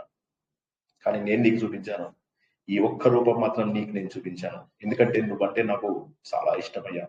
నీకు నా యొక్క సొంత రూపం చూపిస్తాను, భయపడకు, నువ్వు అస్సలు భయపడకు. ఇదిగో నువ్వు ఏ రూపాలైతే చూద్దాం అనుకుంటున్నావో ఆ రూపంలో నన్ను చూడు. ఇప్పుడు నా స్వరూపం, నా స్వరూపాన్ని నువ్వు చూడు, నా స్వరూపాన్ని చూడు అంటాడు. అప్పుడు అర్జునుడు అంటాడు, ఇప్పుడు నాకు శర్మ అంటే శాంతిగా ఉంది ఓ భగవంతుడా, నాకు ఇప్పుడు శాంతిగా ఉంది. ఇప్పుడు నాకు శాంతిగా ఉండడానికి చాలా కారణాలు ఉన్నాయి. ఒకటేంటంటే నీ రూపం చూశాక ఇప్పుడు ప్రశాంతంగా ఉంది. రెండవది ఏంటంటే నా లోపల మార్పు వచ్చింది. ఒకటేమో భగవంతుడి రూపము విరాట రూపంలోంచి మామూలు రూపంలోకి మారిపోయాడు. రెండవది ఏంటంటే అర్జునుడి లోపల పరివర్తన రావడం. పరివర్తన వల్ల ప్రశాంతంగా ఉంటారు. ఒక వ్యక్తి ఎప్పుడు కూడా తనలో మార్పు తెచ్చుకున్నప్పుడే ప్రశాంతంగా ఉంటాడు. ఈ ప్రపంచాన్ని పట్టించుకోకుండా భగవంతుడికి దగ్గరైన మరుక్షణము గొప్ప దాని గురించి మాట్లాడతారు. ఇప్పుడు చిన్న గీత పెద్ద గీత గీస్తే పెద్ద గీతను చూస్తాం, కాబట్టి ఇప్పుడు చిన్న గీతను పట్టించుకోము. అదే విధంగా భగవంతుడే మనకు కనిపించినప్పుడు ప్రపంచమంతా ఇగ్నోర్ చేస్తాం. భగవంతుడే నాతో ఉన్నాడు. అర్జునుడికి కాదు, మనందరికీ కూడా భగవంతుడు మనతోటే ఉన్నాడు. మూడోది ఏంటంటే మనలాంటి వాళ్ళకు కన్వీనియంట్ ఏంటంటే ఇప్పటిదాకా త్రిష్టుప్ ఛందస్సులో శ్లోకాలు 11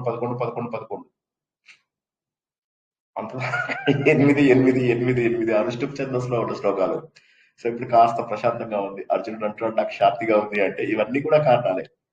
దేవతలు కూడా చూడలేనటువంటి ఓ రూపాన్ని నీకు నేను చూపించాను.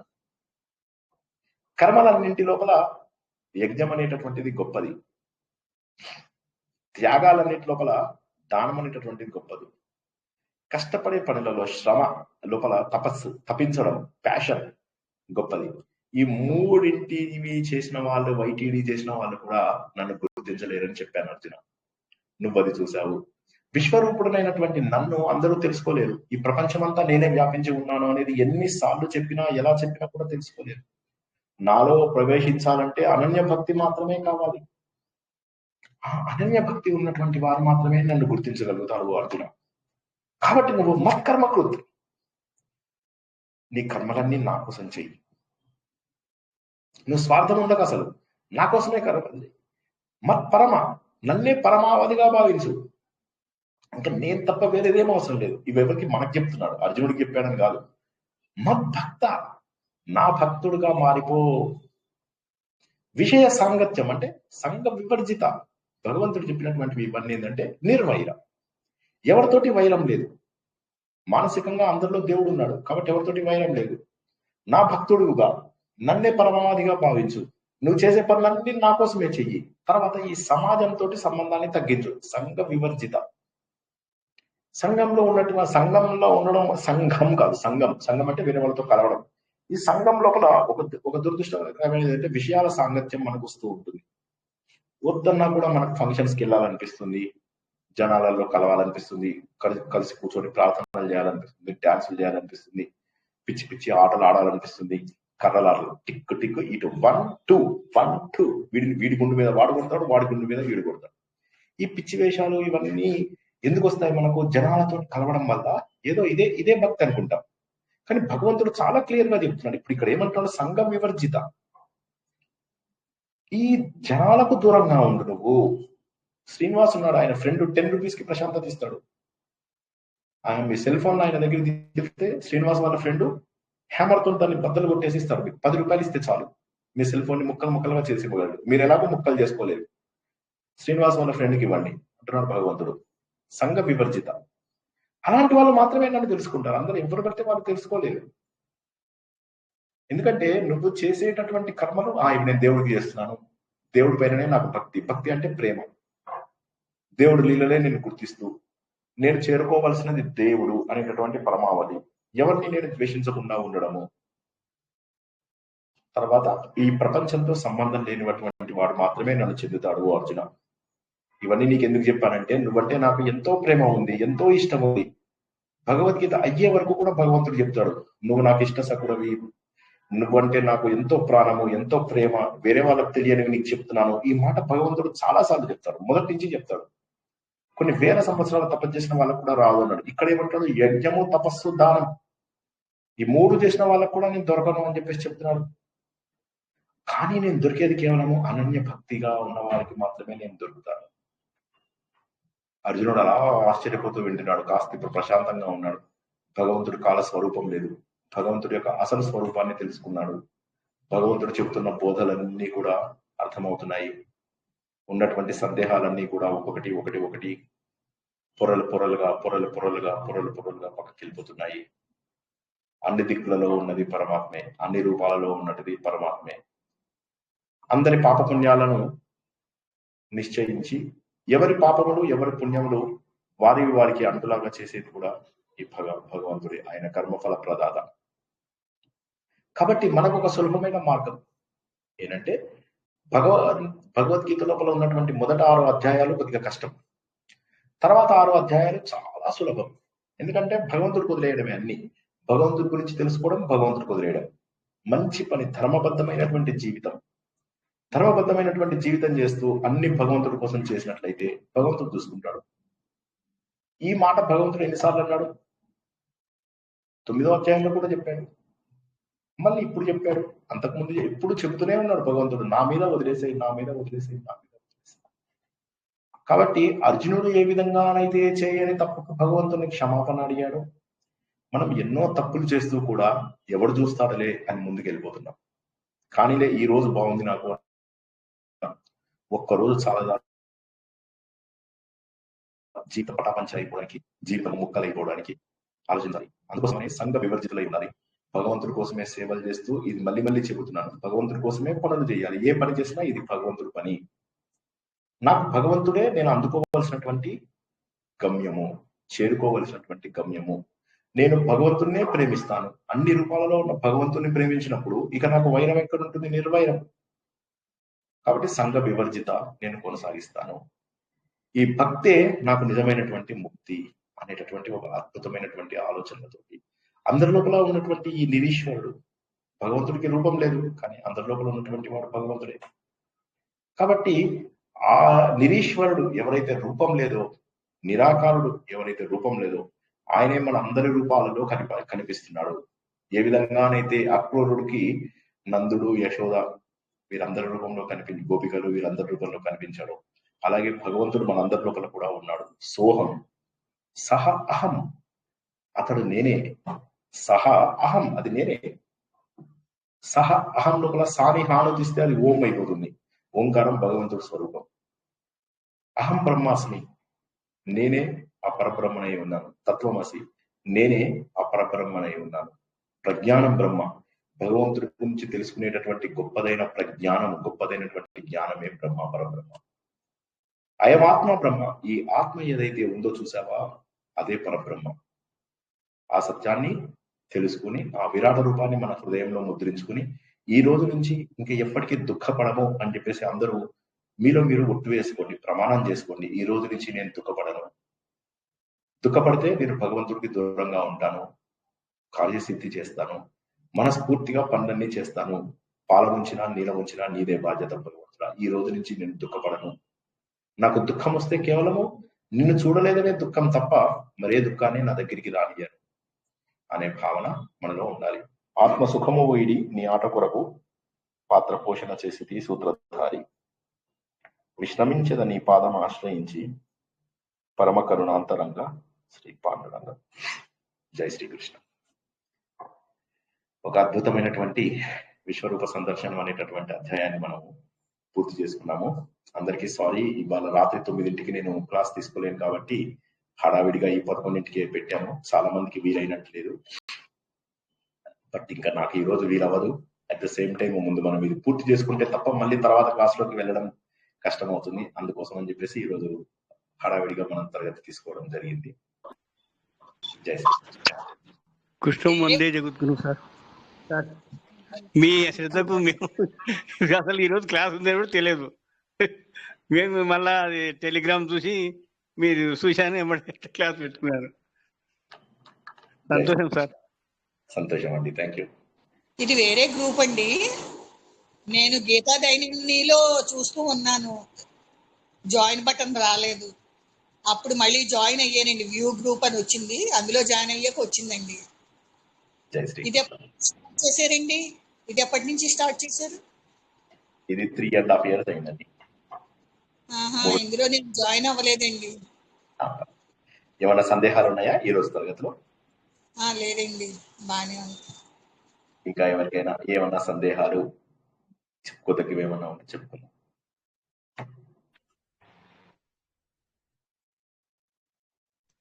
బాగా అర్థమైంది సార్, చాలా బాగుంది సార్.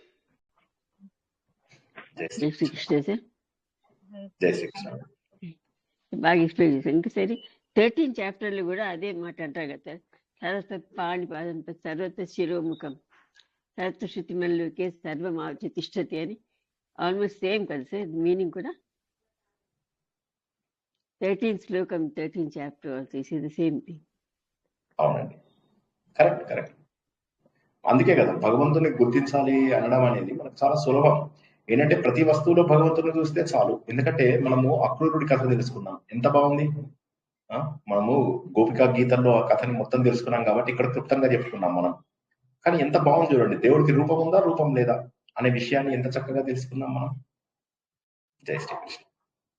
ఈ 13వ అధ్యాయంలో సార్ ఇది మొత్తం కొంత అన్ని అధ్యాయాలలో అని ఒక విషయం ఒక్కొక్క దగ్గర ఉంటుంది.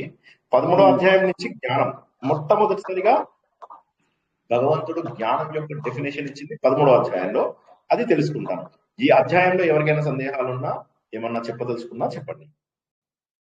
ఇది చాలా బాగా ఎక్స్ప్లెయిన్ చేశారు సార్. కంప్లీట్ పిక్చర్ ఇచ్చింది విశ్వరూప సందేశం అంటే. అంటే ధృతరాష్ట్రుని చూపించింది అసలు ఇంత గుగ్గరంగా లేదు కదా సార్. ధృతరాష్ట్రుని చూపించింది కూడా వాళ్ళ తల్లికి చూపించిందంటే ఇంకా సౌమ్యంగా ఉండే. ఇది మొత్తం కంప్లీట్ పిక్చర్. అంటే మనుషులు దేవతలు అందరూ అది ఎట్లా ఆయనలో లీనమైపోతారు అనేది అది కూడా అందిస్తారు. Thank you sir, thank you sir. జై శ్రీకృష్ణ. జై శ్రీకృష్ణ.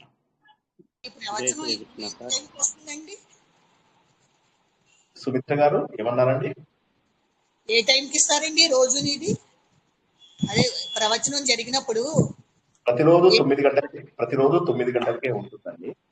మనకు అన్ని రోజులు రాత్రి 9 గంటలకే ఉంటాయి మన ప్రవచనాలు. ఇవాళ రేపు మా అన్నయ్యకి ఆపరేషన్ ఉండడంతో నేను మీకు తీసుకోవడం కుదరదని వాళ్ళ పొద్దున తీసుకున్నాను అనమాట. రేపటి సంగతి రేపు చెప్తాను. ఇవాళ రాత్రి కూడా తరగతి ప్రతిరోజు 9ంటికే ఉంటుంది. ఇప్పుడు మారదు, ఇవాళ ప్రత్యేక పరిస్థితుల వల్ల మారదు. జై కృష్ణ.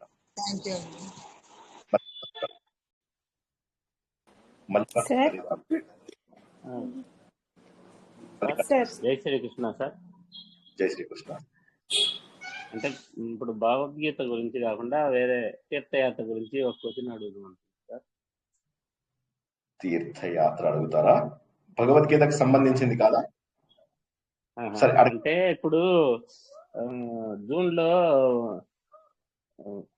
సరస్వతి నది పుష్కరాలు ఉన్నాయి కదా సార్. అవును.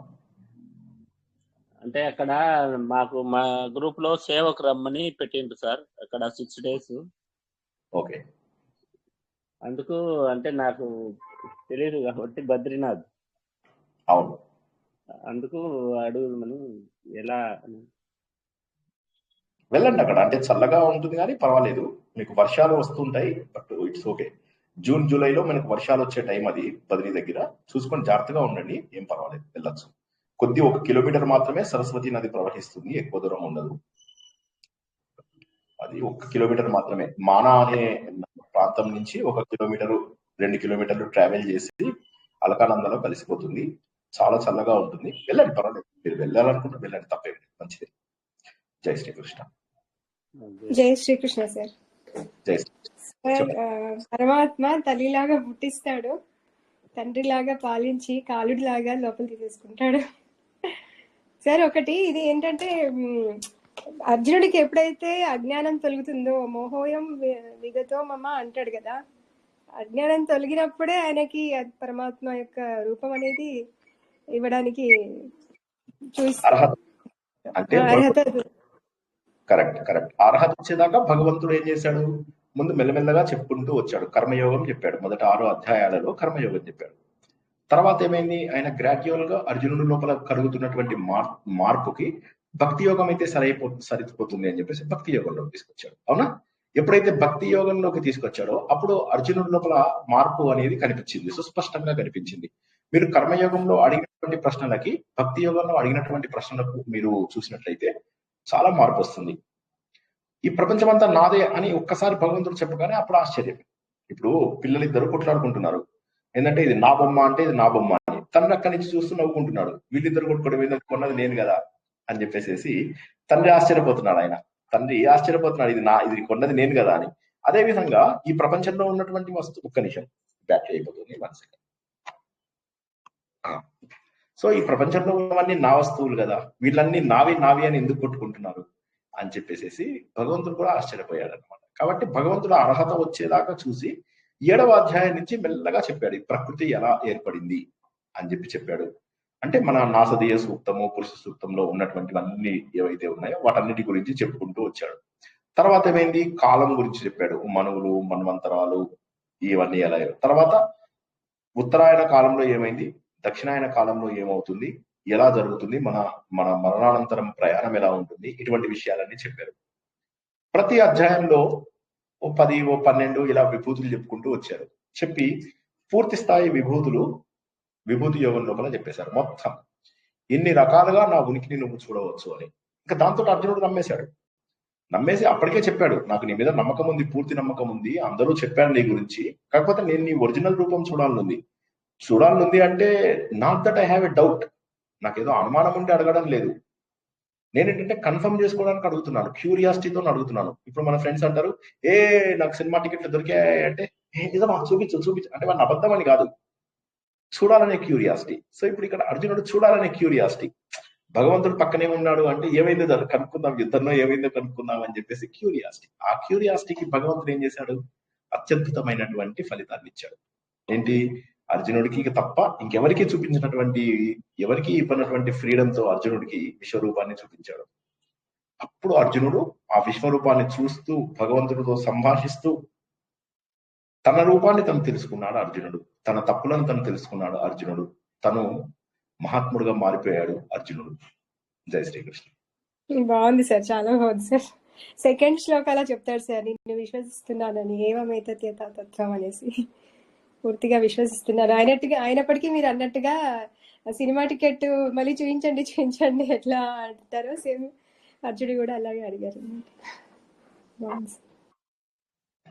సార్ ఇప్పుడు మనం ఎలా పూజ చేస్తే దేవుడికి అందుతుంది? ఏంటండి? మన భక్తి గాని పూజ గాని భగవంతుడికి మనం ఎలా చేస్తే భగవంతుడి దగ్గరికి చేరుకోగలం, ఎలా అందుతుంది? అంటే మనం భగవంతుడిని అర్థం చేసుకోవాలి కదా ముందు.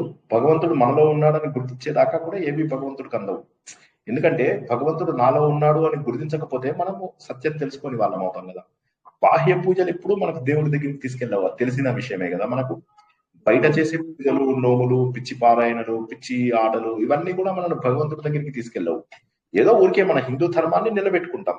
పూజలు, పునస్కారాలు, పండుగలు ఇవన్నీ ఎందుకు? ఎందుకంటే కాస్త హిందూ ధర్మం అలా నిలబడుతుంది, అందరికీ తెలిసి వస్తుందని. It's for awareness.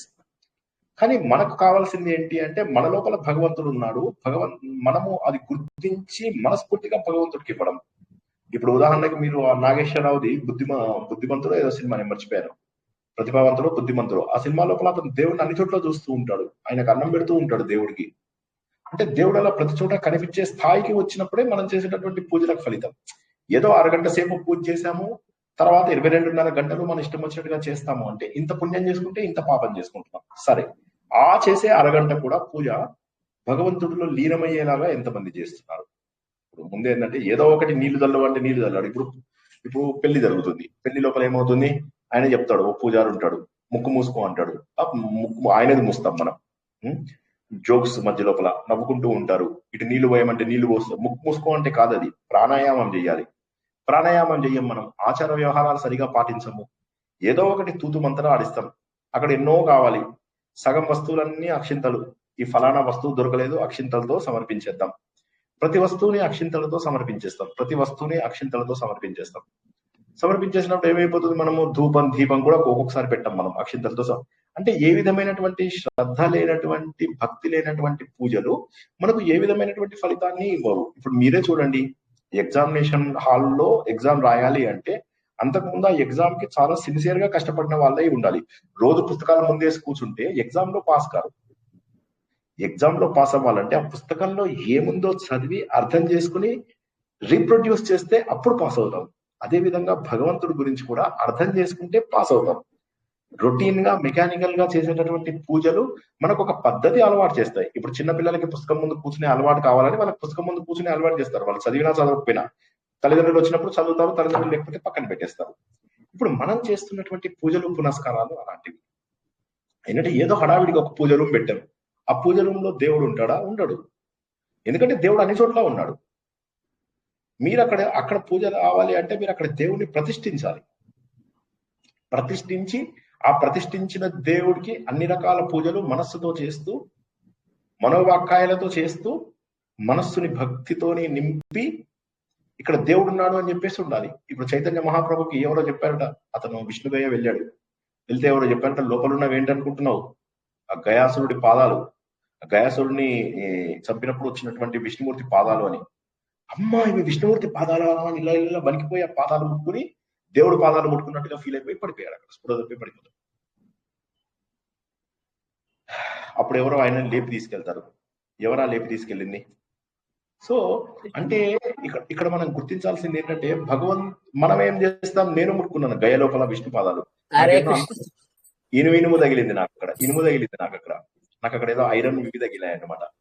సో కాబట్టి ఏంటంటే భక్తి ఉన్న వాళ్ళకు భక్తి లేని వాళ్ళకి, భక్తి ఉన్న వాళ్ళకి భక్తి లేని వాళ్ళకి ఒక తేడా అంటూ ఉంటుంది కదా. సో కాబట్టి భగవంతుడిని భక్తి ద్వారా తప్ప పొందలేము. ఆ భక్తి అంటే మళ్ళీ మనం చేసే ఈ పిచ్చి పూజలు, పిచ్చి వ్రతాలు, పిచ్చి నోములు, ఇంట్లో అందరినీ పిలిచేసేసి పసుపులు రాయడము, కుంకుమలు రాయడము, వాళ్ళు వెళ్ళిన తర్వాత దారింటికి నేను వెళ్ళాను, నా ఇంటికి అది వచ్చిందని చెప్పి తిట్టుకోవడాలు, వీటన్నిటి వల్ల రావు. తర్వాత ఈ నోములలో, వ్రతాలలో నాకేదో ఫలితం వస్తుంది అని చెప్పి చేసినప్పుడు అది భక్తి కాదు. ఏమీ ఆశించకుండా, ఒక్క నిమిషం అమ్మ, ఏమీ ఆశించకుండా భగవంతుడా నాకు ఈ జన్మనిచ్చావు చాలు, ఇంతే. నేను ఇంతకు ముందు కూడా చాలా సార్లు చెప్పాను, దూకుడు సినిమా లోపల వాడు అంటాడు, నేను నీకు ఏం చేశాను రా, తండ్రిగా ఒక్క బాధ్యత చేయలేదు, నువ్వు నా కోసం ఇన్ని త్యాగాలు ఎలా చేస్తున్నావురా అని తను అడుగుతాడు ప్రకాష్ రాజు. అడిగితే అప్పుడు మహేష్ బాబు ఏమంటాడు తెలుసా, నువ్వు నాకు జన్మనిచ్చావు నాన్న అంటాడు. ఇప్పుడు ఇందు లోపల తత్వాన్ని గుర్తిద్దాం. మనం భగవంతుడు నాకేదో చేయలేదు, అది చేయలేదు, ఇది చేయలేదు, ఏమీ అక్కర్లేదు, మనకి జన్మనిచ్చాడు భగవంతుడు. మనకు జన్మనిచ్చిన భగవంతుడికి కృతజ్ఞత. మనకు సాధన చేసుకోవాలంటే ఒక శరీరం కావాలి. శరీరం మాధ్యమం ఖలు ధర్మ సాధనం. ధర్మ సాధనానికి ఈ శరీరమే అవసరము. కాబట్టి ఆ శరీరాన్ని ఇచ్చినటువంటి భగవంతుడికి కృతజ్ఞతాపూర్వకంగా చేసేది పూజ గాని, కోరికలతో చేసేది పూజ కాదు. ప్రేమతో చేసేది పూజ గాని, ఏదో హడావిడిగా నోములు వ్రతాలు ఎంత చేసినా బిగ్ జీరో. ఇంకా చెప్పాలంటే అందులో ఏమైనా తప్పులు చేస్తే రివర్స్ గా పాపాలు కూడా చుట్టుకుంటాయి. కాబట్టి భక్తి లేని పూజలు మానేయండి. భక్తి లేని పూజలు నేను ఇది కోరికతో చేస్తున్నాను అంటే మానేసేయండి. కోరికతో గాని భక్తి గాని లేకుండా చేసే పూజలు మానేయడం ఉత్తమం. అమ్మ చెప్పండి ధర్మలత గారు. హరే కృష్ణ సార్. నేను బుద్ధగా పోయినప్పుడు విష్ణుపాదం దగ్గర తొక్కిసలాట అవుతుంది సార్. మా తోటికోడలు కడప దాటుతుంటేనే అందులో పడిపోయింది ఆ తొక్కిసలాటలో. మా బాబు పక్క తీసుకొని వచ్చిండు. మేము ఎవరైనా టచ్ చేయలేదు. అది కంపల్సరీ చేయాలా సార్ అదే విష్ణుపాదాన్ని? కాదమ్మా, ఇప్పుడు నేను చెప్పిన దానికి మీరు ఎగ్జాక్ట్లీ వ్యతిరేకంగా మాట్లాడుతున్నారు. నేనేమంటున్నానంటే ఇక్కడ భావం ఇంపార్టెంట్ అంటున్నాను. ఇప్పుడు నా లోపల భావం లేదు. ఫర్ ఎగ్జాంపుల్ నేను భక్తుణ్ణి కాదు, నేను ఆ విష్ణు పాదాలు ముట్టుకుంటే నాకు అక్కడ స్టీల్ తొడుగులు తగిలాయి. సో నాకు పుణ్యం ఎక్కడి నుంచి వస్తుంది చెప్పండి మీరు? ఆ స్టీల్ తొడుగులు తగిలితే నాకు పుణ్యం రాదు. అవి నాకు ఏం తగలాలి? భగవంతుడు పాదాలు నాకు తగలాలి. తగలకపోతే ఎక్కడి నుంచి పుణ్యం వస్తుంది? అభిషేకం చేసినప్పుడు భగవంతుని మనస్ఫూర్తిగా అభిషేకం చేస్తూ భగవంతుడితోని ఈ ప్రపంచమంతా ఉంది అన్న సత్యాన్ని గుర్తించి చేస్తే పుణ్యమా? లేకపోతే తక్కువ ఇలా నీళ్లు పోసేస్తే దేవుడి మీద ఒక 2 చుక్కలు పక్క వాళ్ళ మీద ఒక 10 చుక్కలు పడితే అది ముఖ్యమా? 100 మంది మన వెనకాల వచ్చి తోస్తూ ఉంటే ఏవో నీళ్లు పోస్తే ముఖ్యమా? ఆలోచించండి. ఏంటంటే భావన అనేది ముఖ్యం. నేను ఎన్నో సార్లు చెప్పాను, కర్మలో ధర్మం, భక్తిలో భావన, జ్ఞానంలో ఆలోచన, ఈ 3 తప్పనిసరి అని. కర్మ చేస్తున్నప్పుడు ధర్మబద్ధమైనటువంటిది ఉండాలి, భక్తి ఉన్నప్పుడు ఆ భావన లోపల ఉండాలి. కాబట్టి భక్తి అంటే ముట్టుకోవడం వల్ల ఏం రాదు, ఈ పూజల వల్ల పునస్కారాల వల్ల. అందులో మీరు భావనతో చేయండి, అయిపోయింది, భగవంతుడు అయిపోతారు. మీరు ఏదో ఎందుకు చేయాలి ఆ పూజ కూడా? కేవలం కృతజ్ఞతా భావం. నాకు ఒక శరీరాన్ని ఇచ్చావు, ధర్మ సాధన చేసుకోవడానికి శరీరాన్ని ఇచ్చావు దేవుడా. ఈ శరీరం దొరకక ఎంత కష్టపడుతున్నారో నేను చెప్పాను కదా. మనము కారణ శరీరంగా మారిపోయినప్పుడు మనకు మళ్ళీ శరీరం కావాలి, వెళ్ళి నిలబడతాం. అక్కడ మనుషులుగా పుట్టడానికి ఒక పెద్ద లైన్ ఉంటుంది. ఆ లైన్ లో వెళ్ళి నిలబడతాం. ఆ లైన్ లోపల కొందరు కోట్ల మంది ఎదురు చూస్తూ ఉంటారు మానవ జన్మ కోసం. మనం ఆ లైన్ లో లాస్ట్ ఉంటాం. బ్రహ్మానందం కనుక నువ్వు నాకు నచ్చవు సినిమాలో నిలబడ్డట్టుగా లాస్ట్ లో నిలబడతాం. లైన్ ఏమో కదలదు. మనకేమో మానవ జన్మ వస్తుందో రాదో గ్యారంటీ లేదు. దేవుడిని అడుగుతాం. దేవుడు అంటాడు ఇంకో లైన్ లో నిలబడాలి. అక్కడ పక్కన కుక్కల లైన్ ఉంటుంది, కుక్క జన్మ ఎత్తడానికి. కుక్క జన్మలో నిలబడతాం. అది కూడా వేలకు వేలు ఉంటాయి. చా ఇది కూడా కష్టం అంటే పక్కన గజ్జి కుక్కల లైన్ ఉంటుంది. ఆ గజ్జి కుక్కల లైన్ లో నిలబడతాం. దానికి కూడా బోల్డ్ అంత ఉంటుంది. ఇది పని కాదని చెప్పి చీమలు, దోమలు, ఆఖరికి చిన్న చిన్న కీటకాల రూపంలో పుట్టైనా సరే ప్రారంధాన్ని తగ్గించుకోవడానికి కష్టపడతాం. అలాగే ఎంతో కష్టపడితే కొంత కోట్ల మందితో పోరాడి తండ్రి శరీరం నుంచి తల్లి శరీరంలోకి కోట్లాది మంది పరిగెడుతూ ఉంటారు. Running race super fast. ఎంత సూపర్ ఫాస్ట్ గా పరిగెడితే చివరికి ఎవరో ఒక్కరు మాత్రమే ఇన్ని కోట్ల మందిలో ఏ ఒక్కరో తల్లి శరీరాన్ని చేరుకుంటారు. చేరుకున్నాక మిగతా వాళ్ళందరికీ డోర్స్ క్లోజ్. వాడు సెక్యూరిటీ గార్డు కర్ర పెట్టి కొడతాడు కదా ఒక్కొక్కరిని, మళ్ళా మానవ జన్మ వద్దనేంత దారుణంగా కొట్టి వెనక్కి పంపిస్తాడు. సో కాబట్టి దొరికింది ఒకటే మానవ జన్మ. ఈ దొరికినటువంటి మానవ జన్మని సద్వినియోగం చేసుకోకుండా, అనవసరమైన విషయాలలో తత్వం తెలుసుకోకుండా చేసేటటువంటి ప్రతి పిచ్చి పని మనను ఈ జన్మలో దేవుడికి ఎలాగో దూరం చేస్తుంది. తర్వాత వచ్చే కోట్లాది జన్మలలో మనం కూడా మానవ జన్మ ఎత్తకుండా అత్యంత బాధాకరమైనటువంటి జీవితాన్ని అనుభవించబోతున్నాం. Don't say that I didn't warn you. Jai Shri. మేము కాశీకి వెళ్ళాం గాని అంత మనసు ప్రశాంతత లేదు. గడబడు అంత తొక్కిసలాట లొల్లి, అంత జనాలు. మళ్ళీ కాశీలో రామకృష్ణ మఠం పోయినాం, ప్రశాంతంగా అనిపించింది. బుద్ధుని దగ్గర పోయినాగా బుద్ధుడు బోధ చేసింది, అక్కడ ప్రశాంతత అనిపించింది. అంతటా బాగా అనిపించలే, ఒకటే తొక్కిసలాట, కొంచెం ప్రశాంతత అనిపించలే. వాళ్ళ గంగాహారతి చూస్తే బాగా అనిపించింది. గంగాహారతి ఒకటి, శివుని అదే లింగం చూసినప్పుడు లోపల బాగానే ఉంది, బయటనే రష్ ఎక్కువ, ఆగమాగం జనాలు. మనకు కొంచెం కరెక్ట్. జై శ్రీకృష్ణ. జై శ్రీకృష్ణ. ఎవరికైనా ఏమైనా ప్రశ్నలు ఉన్నాయా సార్? భక్తిలో భావన అది ఒకసారి చెప్పగలుగుతారా?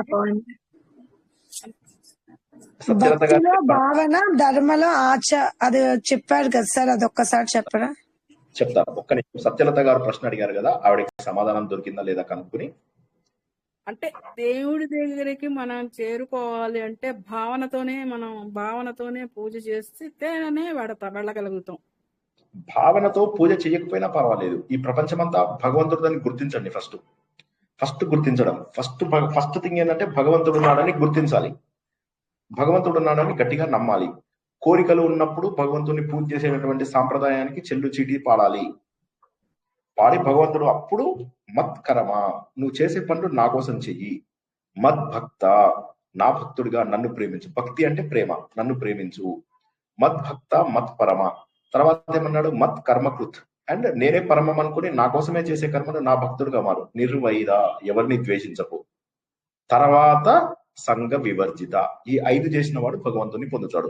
ఇప్పుడు మళ్ళీ ఒకసారి చెప్తున్నాను, భగవంతుని పొందాలంటే మీరు పూజలు చేశారా, పునస్కారాలు చేశారా అని చెప్పి భగవంతుడు ఎక్కడైనా అన్నాడా భగవద్గీతలో? నాకు చెప్పండి, ఒక్కసారి చూపించండి. పూజ మీరు ఇన్ని పూజలు చేయండి, అన్ని పూజలు చేయండి అని ఎక్కడైనా అన్నాడా? పత్రం పుష్పం ఫలం తోయం అన్నాడు కానీ భగవంతుడు నువ్వు ఈ నోములు చెయ్యి, పూజలు చెయ్యి అని అన్నాడా?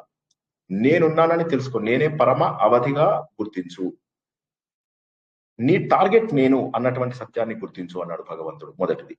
రెండోది ఏంటంటే మత్ కర్మకృత్, నా కోసమే, నువ్వు చేసే ప్రతి పని నా కోసం చెయ్యి.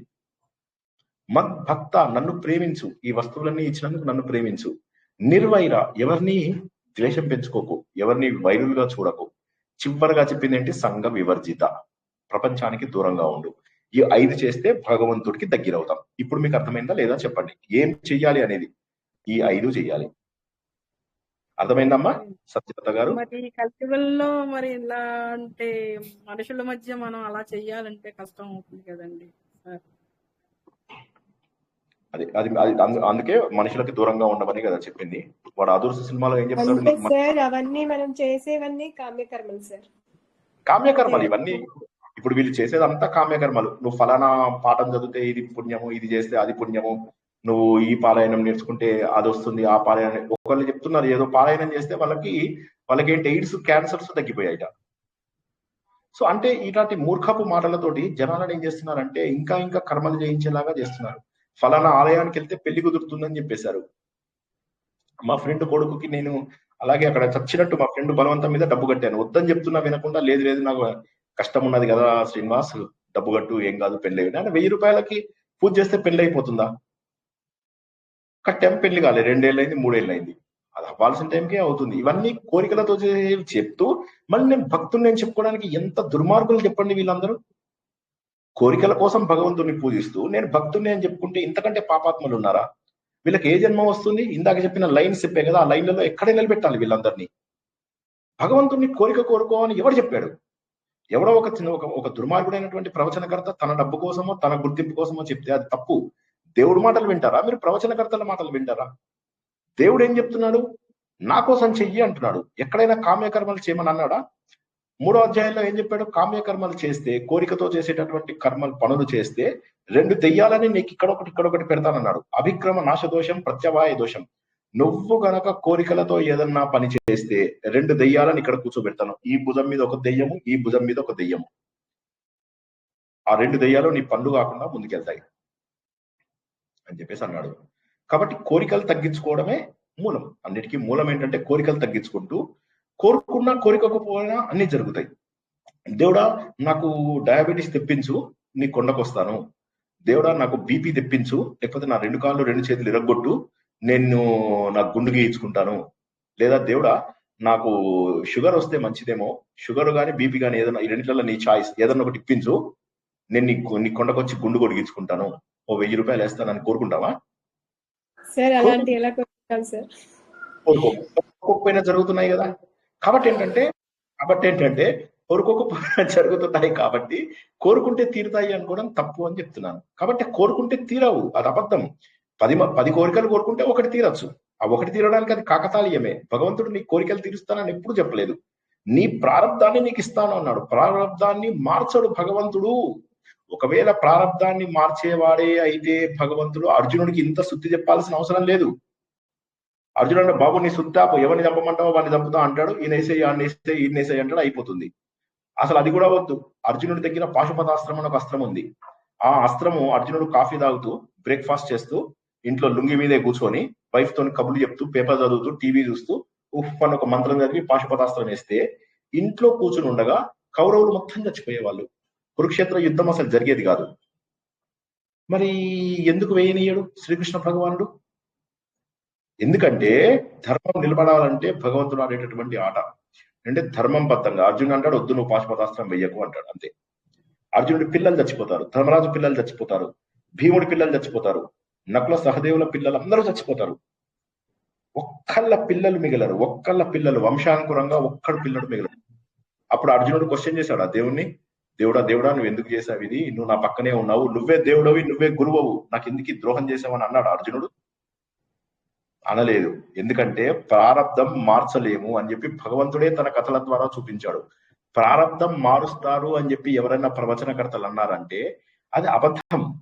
ప్రారబ్ధం మారదు. మనం చేయాల్సింది ఏంటంటే సంకల్పం ద్వారా పరిణతి తెచ్చుకొని ఇంకా మళ్ళీ కోట్ల జన్మలలో చేసుకున్నటువంటి పాపాలను దహనం చేసేయాలి. ఒక అగ్గిపుల్ల గీసి ఈ పాపాలకు జ్ఞాన మార్గం ద్వారా దహనం చేయాలి. జ్ఞానాగ్ని దగ్ధ కర్మానం.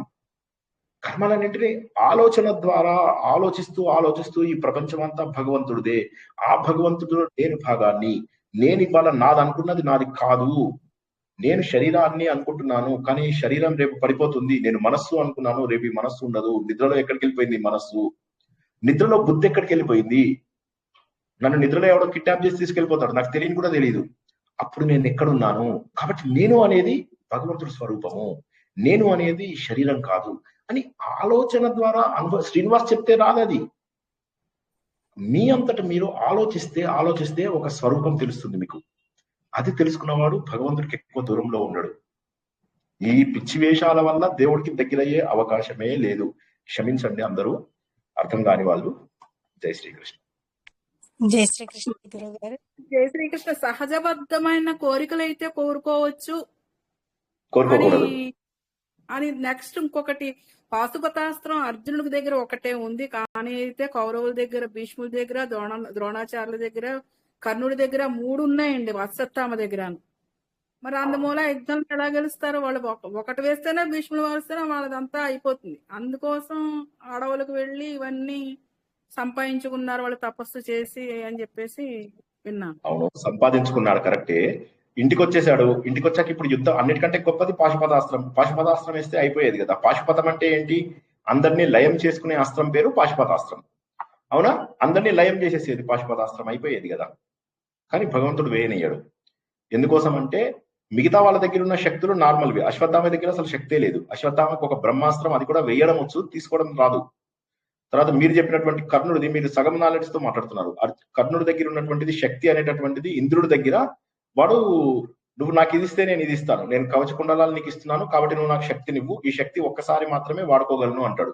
కేవలం ఒక్కసారి ఒక వ్యక్తి మీద వాడుకోవడానికి మాత్రమే శక్తి వస్తుంది కర్ణుడికి.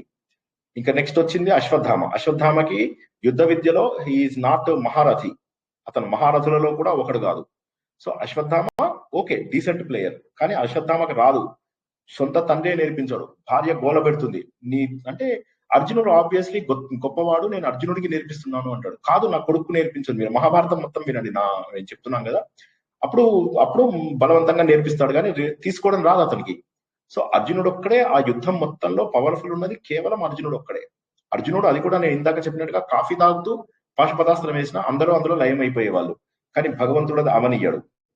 ఎందుకోసం అంటే యుద్ధం జరగాలి, అందరూ చచ్చిపోవాలి. గుర్రాలు, ఏనుగులు, చిన్న చిన్న సైనికులు కూడా ఒక్కడు కూడా మిగలకూడదు. 18 అక్షౌహిణులలో ఉన్నటువంటి సైన్యము చచ్చిపోవాలి. మిగిలింది 5 పంచపాండవులు, 6వ వాడు సాత్యకి, 7వ వాడు శ్రీకృష్ణుడు. కౌరవుల వైపు 3 మిగులుతారు, అశ్వత్థామ, కృపాచార్యుడు, కృతవర్మ. సో కాబట్టి భగవంతుడు ఏ కోరిక కోరవద్దనే చెప్తాడు. కోరికలు కోరుకోవడం తప్పు అని చెప్పి చెప్తాడు. కామ్యకర్మలు తప్పు అని చెప్పేవే వేదాలు.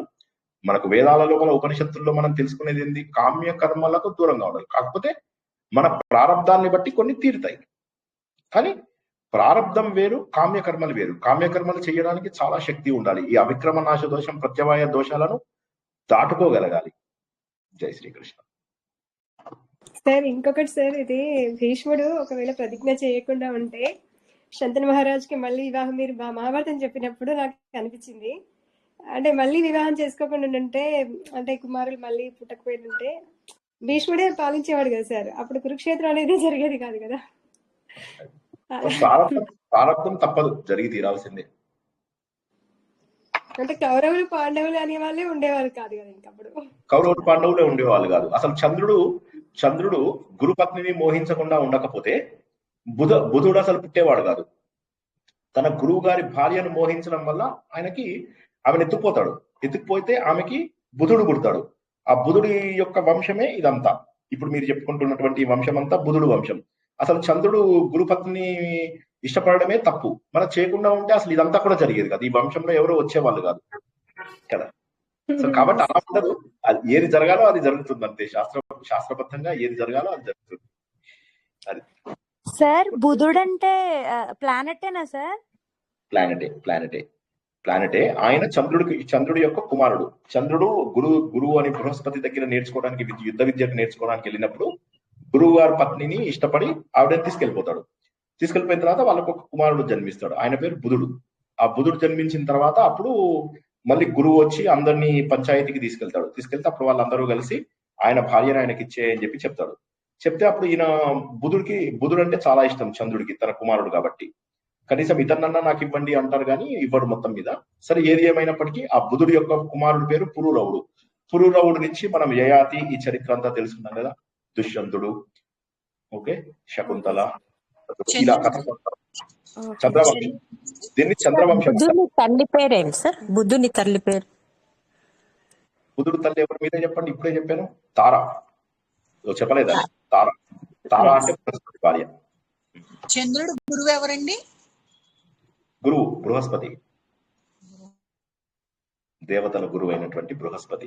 ఆయననే గురువు అంటాం మనం. గురుగ్రహం జూపిటర్ అనేది. తార బృహస్పతి కూతురా? తార ఆయన భార్య, బృహస్పతి భార్య. ఆ తారని చంద్రుడు పట్టుకెళ్ళిపోతాడు. బుధుడి యొక్క తల్లిదండ్రులు బృహస్పతి మరియు తార. వారిలో బృహస్పతి నుంచి తారని తీసుకెళ్లిపోతాడు చంద్రుడు. మీరు మహాభారతం వింటున్నట్టుగా లేదు, దయచేసి మహాభారతం మళ్ళొకసారి ఫాలో అవ్వండి. చంద్రుడు యొక్క కుమారుడు, చంద్రుడికి గురువు గారి భార్య ద్వారా పుట్టినవాడు బుధుడు. ఓకేనా? ఓకే అండి, థ్యాంక్ యూ అండి. ఒకసారి మహాభారతం వినండి, 5-6 ఎపిసోడ్స్ అయ్యాయి. కూర్చుంటే 2 గంటల్లో అయిపోతాయి అన్ని. జై శ్రీకృష్ణ. Next question. సార్ ఇది కర్మలో జ్ఞానం, భక్తిలో భావం, ఇంకొకటి సార్ కర్మలో ధర్మం. అంటే ఏ పని చేసినా ధర్మబద్ధంగా చేయాలి. కర్మలో ధర్మం అంటే ఏ పని చేసినా ధర్మబద్ధంగా చేయాలి. రెండవది భక్తిలో భావన. ఇప్పుడు మనం చేసేవన్నీ భక్తి కావు కదా, ఇవి ఏవో కోరికల కోసం చేస్తాం. వేదాల దీని ప్రకారం కోరికలతో చేయకూడదు. తర్వాత ఏమైందంటే మనుషులని మార్చడం కోసం అని చెప్పి కోరికలు తీరుతాయని చెప్తే అయినా చేస్తారు. ముందు కోరికలు తీర్చుకుంటూ తర్వాత ఏమవుతుందంటే కోరికలకు, నా పూజలకు సంబంధం లేదని గుర్తించిన తర్వాత అప్పుడు కోరికలు లేకుండా మనం భగవంతుడిని ప్రార్థిస్తాం. కానీ ఏమవుతుంది, ఇప్పుడున్నటువంటి సమాజంలో కోరికలు కోరుకుంటూ అక్కడ ఆగిపోతారు. 70 ఏళ్ల వాళ్ళకు కూడా కోరికలు ఉంటాయి, మీకు తెలుసా? 70 ఏళ్ళు 80 ఏళ్ల వాళ్ళకు కూడా కోరికలు ఉంటాయి. నాకు ఇది కావాలి, నాకు అది కావాలి, నేను చెప్పే కదా నిన్న, నా ప్రాణ స్నేహితుడు 75 ఏళ్ల వాడు. ఆయన నాకంటే 20 ఏళ్ళు పెద్ద, 22 ఏళ్ళు పెద్ద.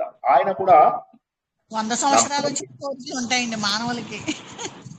అందుకోసమే ఆ కోరికలు ఉన్నాయి అంటే వాళ్ళకి మరి ఎలా పైకి వస్తారు? కోరికలు ఉన్నవాడు వచ్చే జన్మలో ఏదో ఒక కీటక జన్మ వచ్చి తీరాల్సిందే కదా వీళ్ళందరికీ.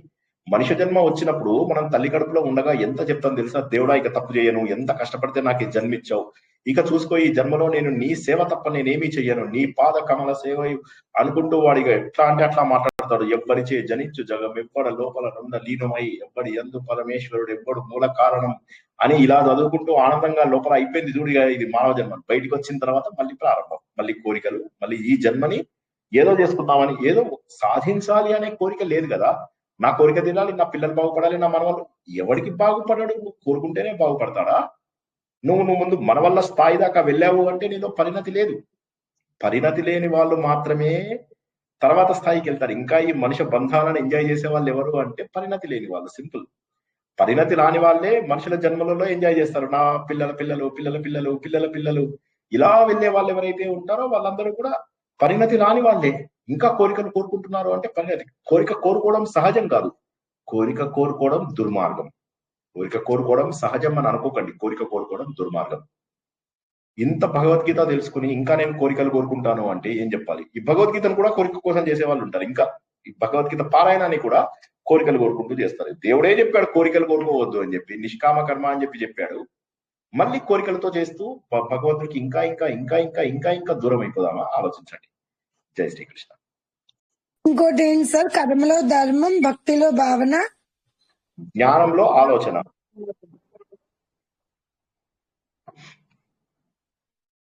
ఇది థీరీగా పెట్టుకుంటే ఏమి లాభం లేదు. ఇది మీరు పాటించినప్పుడు లాభం ఏంటి నాకు చెప్పండి. కర్మ చేస్తున్నప్పుడు ధర్మం, లైన్ లో నిలబడ్డాడు ఎవడో పక్క నుంచి వెళ్ళిపోతాడు. మనం కూడా దర్శనం తొందరగా అవుతుంది. ఒకసారి గురువాయూర్ వెళ్తే అక్కడ జనాలందరూ నన్ను తోసుకుంటూ ముందుకు వెళ్ళిపోతున్నారు, పరిగెత్తుకుంటూ వెళ్తున్నారు. 30 seconds లో దేవుడు దర్శనం వస్తుంది. ఆ టైంలో కూడా ఎలా తోస్తున్నారంటే అవతల వాడిని వీరైతే చంపేసి తొక్కి వెళ్ళిపోదాం అన్నట్టుగా వెళ్తున్నారు. దేవుడు ముందు కూడా తప్పు చేయడానికి ఆలోచించినటువంటి ఈ పాపాత్ములను ఏమంటాం? ఆలోచించండి. ఇవన్నీ మనం చేస్తున్నామా? అప్పుడు కర్మలో ధర్మం ఎలా అవుతుంది? అది పూజారికి పైసలు ఇచ్చి లేకపోతే ఎవరితోనో ఇది చేసి మనము రికమెండేషన్ పెట్టించుకుని దేవుడిని చూస్తాం. ఎంతవరకు కరెక్ట్? మన వల్ల మనం తీసుకునేటటువంటి స్పెషల్ దర్శనాల వల్ల ఎంతో మంది అమాయకులు పాపం దర్శనం దొరకకుండా బాధపడుతున్నారు. మీరు స్పెషల్ దర్శనం తీసుకున్నారు. మీరు ఎప్పుడు తీసుకోవాలి స్పెషల్ దర్శనము? మీ వల్ల కాకపోతే, మీకు సమయం లేకపోతే, ఈ ప్రత్యేక కారణాలలో తీసుకోండి, తప్పులేదు. మీ వయస్సుకు తగ్గట్టుగాను, ఇంకా మీ శారీరక అవస్థ, లేదా మీరు ఆ ఊర్లో 1-2 గంటలే ఉన్నారు, ఇక అప్పుడు తప్పదిగా అలాంటి సమయంలో తీసుకోండి, కాదన్నాను. కానీ అదే ఊర్లో ఉంటూ 1000 రూపాయల దర్శనానికి కూడా గురువాయూర్లో మేము వెళ్ళినప్పుడు టికెట్ కొనుక్కున్నారు తెలుసా జనాలు. మరి అట్లాంటప్పుడు స్పెషల్ దర్శనాలు ఎందుకు సార్? ఉంటే ఇక అందరూ దానికే వెళ్తా ఉంటారు కదా సార్. మరి గుడివాడు పెట్టాడంటే గుడి మెయింటెనెన్స్ కోసం పెట్టాడు, కానీ మీరు వెళ్ళకూడదు. అది తెలుసుకున్న వాళ్ళు వెళ్ళకూడదు, తెలియని వాళ్ళు చేస్తారు తప్పు, తెలుసుకున్న వాళ్ళు చేయకూడదు కదా. స్పెషల్ దర్శనం వల్ల దేవుడు మీకు దగ్గర అయ్యాడా? పోనీ చెప్పండి. సరే, మీరు ఏ దేవుడు స్పెషల్ దర్శనం చేసుకుంటే దగ్గర అయ్యాడో మీకు దేవుడు చెప్పండి, ఆ దేవాలయానికి మేమంతా వస్తాం. దేవుడు స్పెషల్ దర్శనం వల్ల దగ్గర అవ్వడు, గుర్తుంచుకోండి. అది ఇంకొక విషయం ఏంటంటే, మనం స్పెషల్ దర్శనం తీసుకోవడం వల్ల వేరే వాడికి ఇబ్బంది కలిగింది అంటే మీకు పుణ్యం రాకపోగా పాపం వస్తుంది. ఎవడో మనకు తెలిసిన వాడు ఉన్నాడు, వాడు మనకు గర్భాలయ దర్శనం ఇచ్చాడని గర్భగుడి లోపల దర్శనానికి వెళ్ళిపోతారు. వాళ్ళు అడ్డంగా నిలబడతారు, ఇలా దేవుడికి దండం పెడుతూ, ఇంకా 10 మంది వెనకాల అక్కడ పాపం చూస్తూ ఉంటారు, నిరాశగా నిస్పృహగా. ఇవన్నీ పాపాలే, ఇవన్నీ తెలిసి తెలియక చేస్తున్నటువంటి పాపాలే. మనం ఏమనుకుంటాము?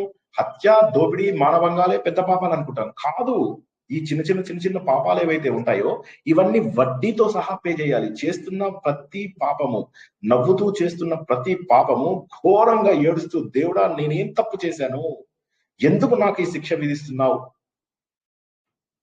అని ఏడిచి తీరాల్సిందే. ఎందుకంటే దేవుడు మన పైన కక్ష కట్టడు, మన తప్పులకు మన ఫలితాలను ఇస్తాడు.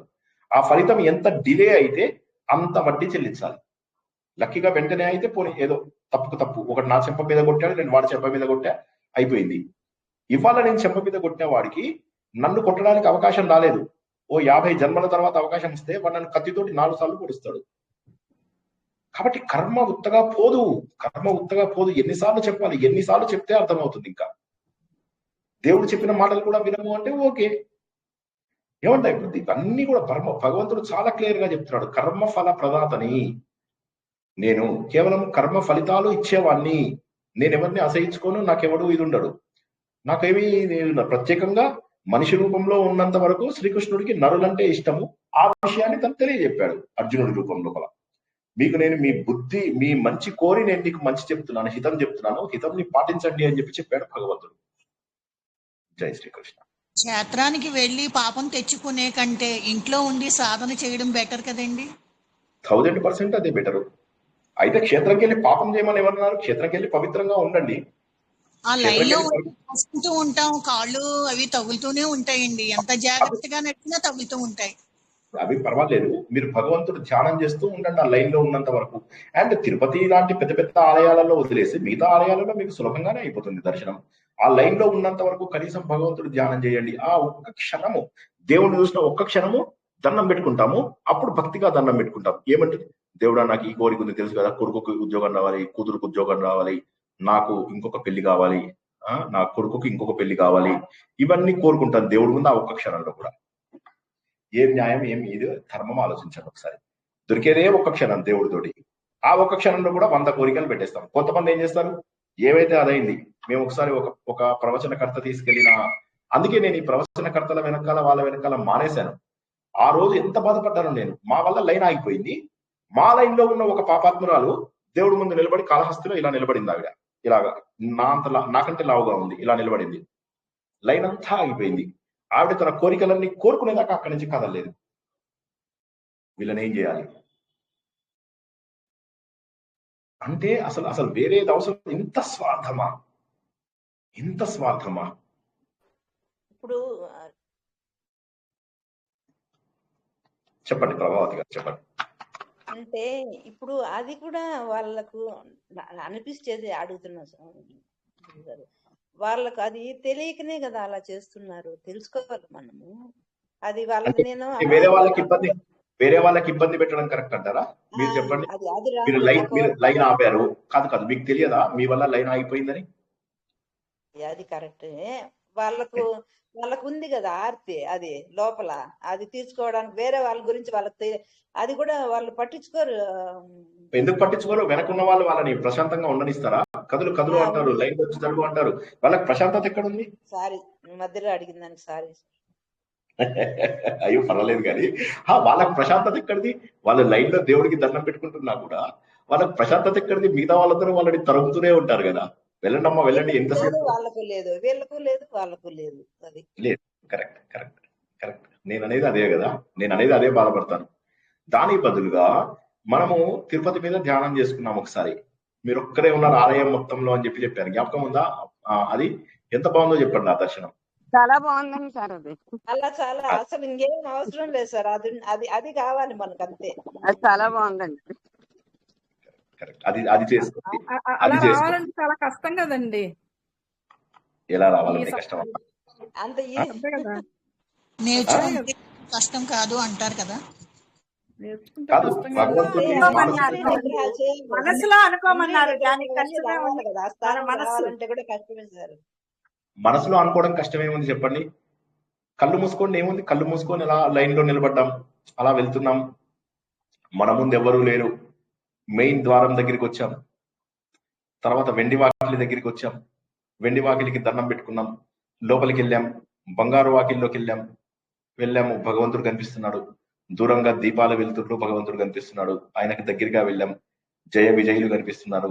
దేవుడి దగ్గరికి వెళ్ళాం. అక్కడ నిలబడ్డాం. మనం ముందు ఎవరు లేరు, వెనక ఎవరు లేరు. దండం పెట్టుకుంటున్నాం. దేవుడి గుడిలో పూజారి కూడా లేడు. భగవంతుడి యొక్క మాలలు కనిపిస్తున్నాయి. భగవంతుడి యొక్క రూపం కనిపిస్తుంది. భగవంతుడి యొక్క శంఖ చక్ర గదం కనిపిస్తుంది. భగవంతుడు కళ్ళు కనిపిస్తున్నాయి. భగవంతుడి నావం కనిపిస్తుంది. భగవంతుడు కిరీటం కనిపిస్తుంది. అక్కడ వెలిగించినటువంటి దీపాల వెలుతుల్లో భగవంతుడి రూపము రంగురంగులలో ఆనందంగా కనిపిస్తుంది. అక్కడే కూర్చున్నాం. ఇప్పుడు మనకు అడ్డెవరూ లేరు. జయ విజయులను దాటుకుంటూ ఒక్కొక్క గడప దాటుకుంటూ భగవంతుడి దగ్గరికి వెళ్తున్నాం. ఆయన పాదాల దగ్గర కూర్చున్నాం. మన చేతిలో ఉన్న పుష్పాలను ఆయన కాళ్ళ మీద సమర్పిస్తున్నాం. భగవంతుడికి అలా పుష్పాలు అర్పిస్తూ చూస్తున్నాం. భగవంతుడి యొక్క పెదవుల వైపు చూసాము, అవి నవ్వుతూ ఉన్నాయి. భగవంతుడి చెయ్యి వైపు చూశాను, ఆ చెయ్యి నా తల మీద పెట్టాడు. ఆ భగవంతుడికి సకల సేవలు అర్పించుకున్నాను. అంతా పూజ అంతా అయిపోయిన తర్వాత ఆయన నాకు ఒక లడ్డు ఇచ్చారు. ఆ లడ్డు తీసుకున్నాను. అది అక్కడే కూర్చొని తిని ఆయనకు మరోసారి నమస్కారం చేసుకుంటూ ఒక్కొక్క గడప దాటుతూ ఆ వెలుతురులో ఆ భగవంతుడినే చూసుకుంటూ జయ విజయుల దగ్గరికి వచ్చాను. మెల్లగా భగవంతుడి దగ్గరికి బయటికి వచ్చాను. అక్కడ తీర్థ ప్రసాదాలు ఇచ్చే దగ్గర ఒక పూజారి కనిపించాడు. ఆ తీర్థం తీసుకున్నాను. అలా ఆలయం ప్రదక్షిణం చేస్తుంటే విమాన వెంకటేశ్వర స్వామి కనిపించాడు. ఆయనను చూశాను. యోగ నరసింహస్వామి కనిపించాడు. ఆయనకు దండం పెట్టుకున్నాను. బయటికి వచ్చాను. ఆలయంలో ఎవరూ లేరు. చూస్తే అక్కడ ప్రసాదాలు లడ్డూలు ఇచ్చే దగ్గర ఒక ఆయన కనిపించాడు. ఆ లడ్డు ఇచ్చాడు. ఆ లడ్డు తిన్నాను. మెల్లగా బయటికి వచ్చాను. ఆలయం లోపల ధ్వజస్తంభం కనిపించింది. వెండి వాకిలి కనిపించింది. ఎవరూ ఆలయంలోకి వెళ్ళడం లేదు. ఈ ఆలయంలో నా ఒక్కడికే స్పెషల్ పర్మిషన్ వచ్చింది. సంతోషంగా బయటికి వచ్చి చూశాను. ఆనందంగా అనిపించింది. ఇలా ఊహించుకోవడం ఏం కష్టం నాకు చెప్పండి అమ్మా. చాలా బాగుంది సార్. పాదం చూపించేశారండి. మళ్ళీ ఒకసారి వెళ్ళొచ్చాం సార్. లడ్డు కూడా చాలా బాగుంది స్వామి సార్. కలవని చూపించారు స్వామి.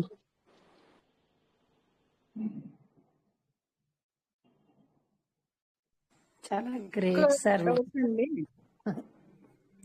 ఇప్పుడు భగవంతుడు ఒక జ్ఞాన ప్రవాహం, ఒక వరద వస్తే జ్ఞానం ఎలా పొంగి పారుతుందో అలా ఈ జ్ఞానం అనేది మీ ద్వారా అలా వరదలాగా పారుతున్నట్టుగా అనిపిస్తుంది సార్. గోవింద గోవింద. భగవంతుడిని దూరం చేసుకుంటున్నది మనం. ఆ సత్యాన్ని గుర్తించండి. అందరికీ కూడా భగవంతుడు సరైన దాన్ని చూపుతాడని ఆశిస్తూ ఈరోజు ప్రవచనాన్ని ఇక్కడికి ముగించుకుందాం. జై శ్రీకృష్ణ. జై Sri Krishna. Krishna sir, thank you sir. Thank you sir. నిజంగా దర్శనం ఎట్లా అయిందంటే అసలు ఊహించకుండా అట్లా అయింది సార్.